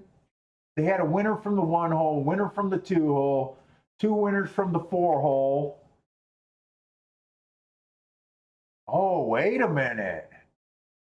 Those 4 holes got the rail. They were all long shots. The only thing that made me not put that the rail was great was that there was one horse that was the 8 horse. That was probably a good rail that day. This horse probably, I think looking at it, this horse deserves to be an asterisk. This one running against the bias. I think the rail was good that day. At first, it just looks like it was a whole hum day. We had two horses that win from the inside, the 1 and 2. The 4 horses, but I got that they were inside. But what really makes me think that it was a rail day, so I don't put the odds that they won that day on, but I do, if I put nothing, the horse was between 2 to 1 and 3 to 1. If I put just a single L, the horse was 4 to 1 or higher, kind of for long shots. If I put 2 or 3 L's, the horse was 15 to 1 or higher with 2, 20 to 1 or 50 to 1 way higher. And I'm looking at it, and that 2 horse got 2 L's. A 4 horse got a single L. And the other 4 horse got 3 L's. That looks like on my notes, I should update that to that was a good rail. And the 8, when the 8 won that race, I don't have that he made it to the inside or anything. I just got that he was between 2 to 1 and 4 to 1. So just that there was so many long shots kind of on the inside, I'm leaning towards that was a good rail that day.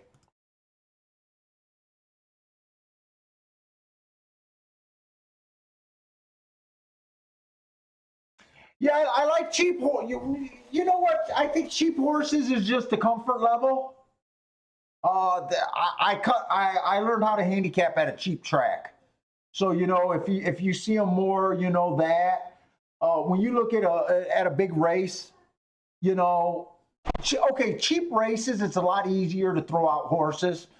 When you look at these big races, sometimes you got to make a case for everyone.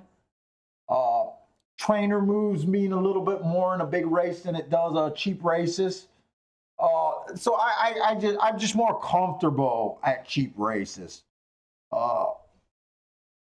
You know, if you gave me a choice between the Kentucky Derby and a $4,000 claimer, I'd play the $4,000 claimer and have a better opinion way more often.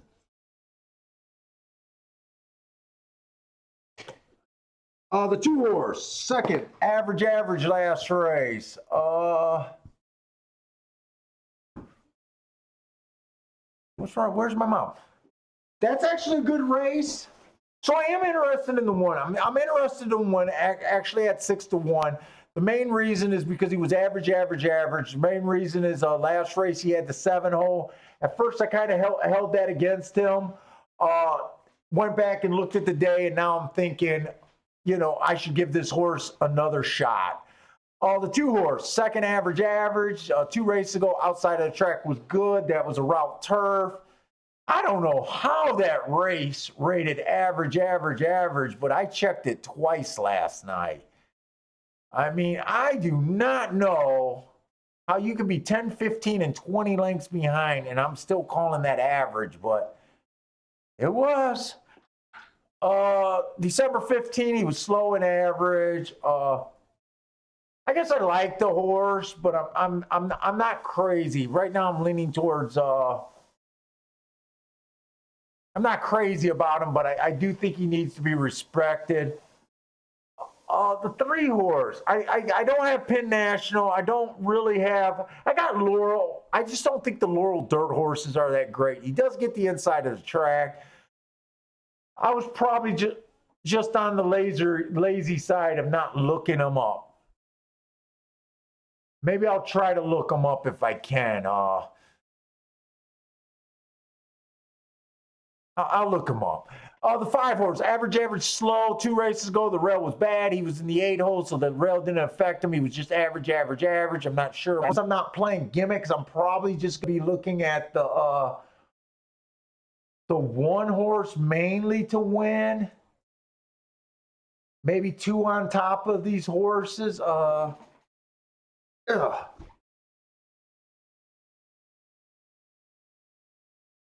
And 7 looks real good on paper. I just have a hard time seeing him getting over on the 6. He has won at 6.5 furlongs before last race. That was a real good race. Inside of the track was good. He was average fast. He was second best 2 races ago.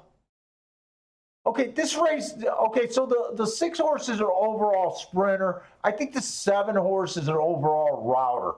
I like the 6 better than the 7 if I was go outside. I'm most interested definitely in the 1 here. I think the 1 is the only horse that gives me any freaking value. Now, who was the horse that I said I needed to look up? This Laurel horse, January 30th.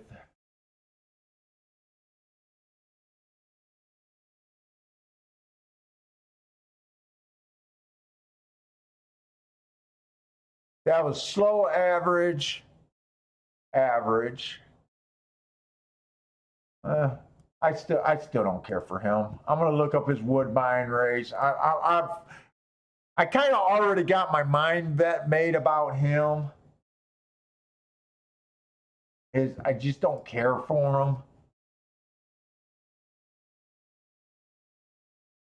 I don't have 12-15 because I didn't do the last week of Woodbine. I got it. I just never made it official. November 30th, that race was barely average. He was average. 47-1, slowest winner of the day. And average. I don't know. The 4. Who gets the lead here? Got a bunch of horses that don't try for the lead every race. Is there any money to be made here? I'm pretty sure 2's my tournament play. Oh, where the hell is my betting window? It's behind all that shit. I guess I have been not active at all today.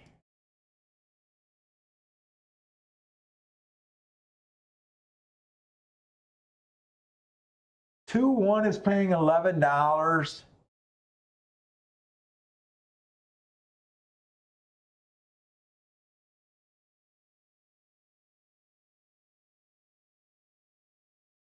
Let's see, for every $3 I bet, every $3, let's see, every $3 I bet, you would get 11 back at the worst. For every 3 you bet, you get 11. You're covered. $8. I mean, on a day like today where there's no action, I'm not. It's just, do I want to take a ticket like that? I'm thinking about going 2 on top of the 1, the 4, and the 6, and betting the 1 to win. That's what I'm thinking about. Do I need to hit anything today? No. Is this race really gonna make or break or do anything? Even, you know,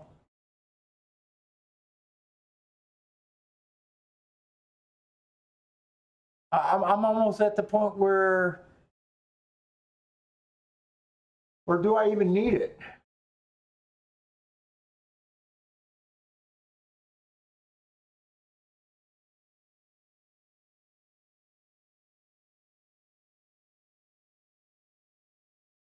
In a tournament, I'm probably I'm definitely using the 1 on almost every ticket.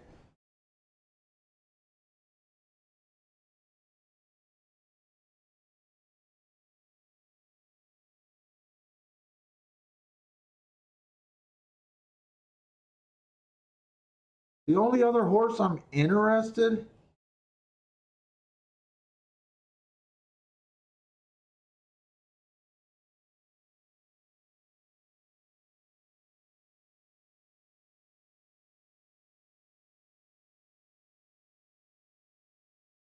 The only other horse I'm interested in is the 6 horse for a tournament play.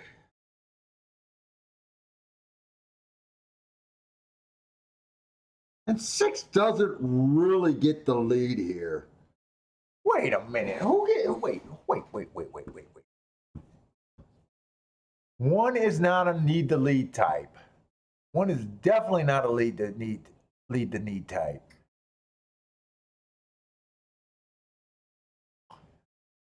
2 has been known to wire. 2 has been known to wire. He's mostly a stalker at heart. He wired 2 back to back. Well, he almost wired there. But that was breaking his maiden. Since he became a winner, even when he went to 12-5, this horse has not been able to get the lead.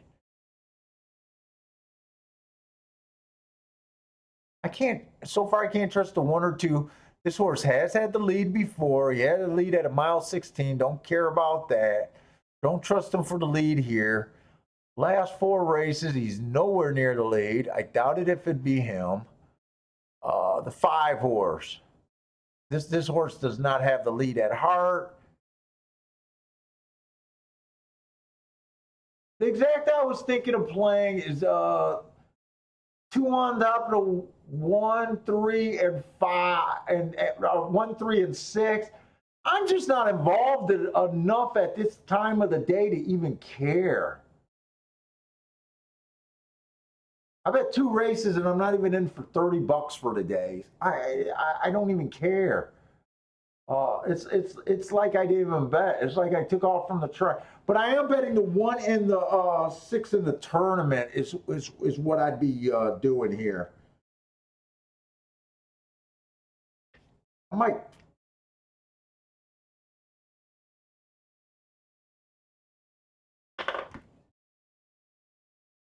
If 4 gets the lead, I'd be shocked. I would think the 1 or the 6 gets the lead here, doesn't it? 4 gets the lead? I don't know about that.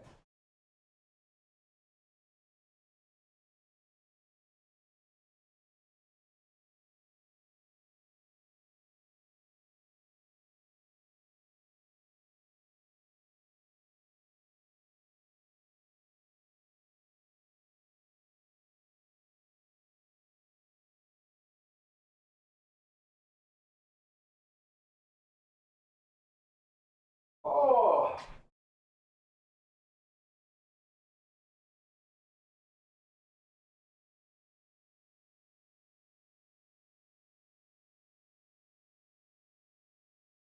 And the 2 went down to 3 to 1. I'm glad I didn't fire with real money. I think the exacta would be good, but there's a 5 even going. I'm so glad I couldn't go after this.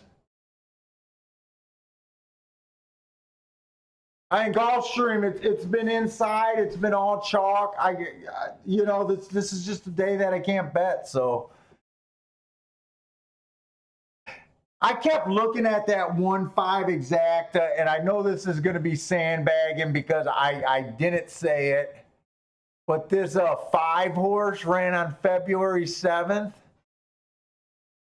and he ran with the 1 horse. The 1 horse did beat him, but they were at the exact same point at the half. I like to bet the same horses. I noticed that this horse was steadied. I think it's exact. It was paying like $44, $36. So I'm not surprised this exacta came in. But yeah, it's just been too chalky out there. And I'm glad I didn't do it because the one's odds went down too. So that was really the only exacta that if the 2 won, that's the only exacta you really wanted. That's the longest exacta on the board, but wasn't the easiest to get to.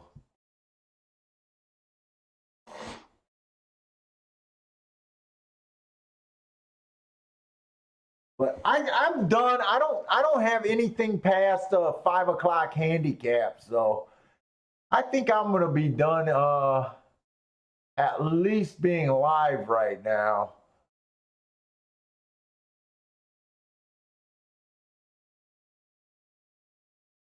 So sorry there wasn't any like real plays today or anything, but I at least had fun hanging out here today. Today felt more like a hangout day than a betting day.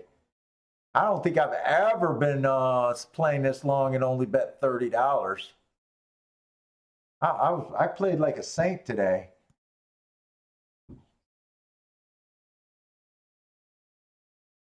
All right, guys, thanks for joining me. I'm going to end it here. Good luck. If you guys want to be about Vegas, let me know. But other than that, take it easy and good luck over the weekend.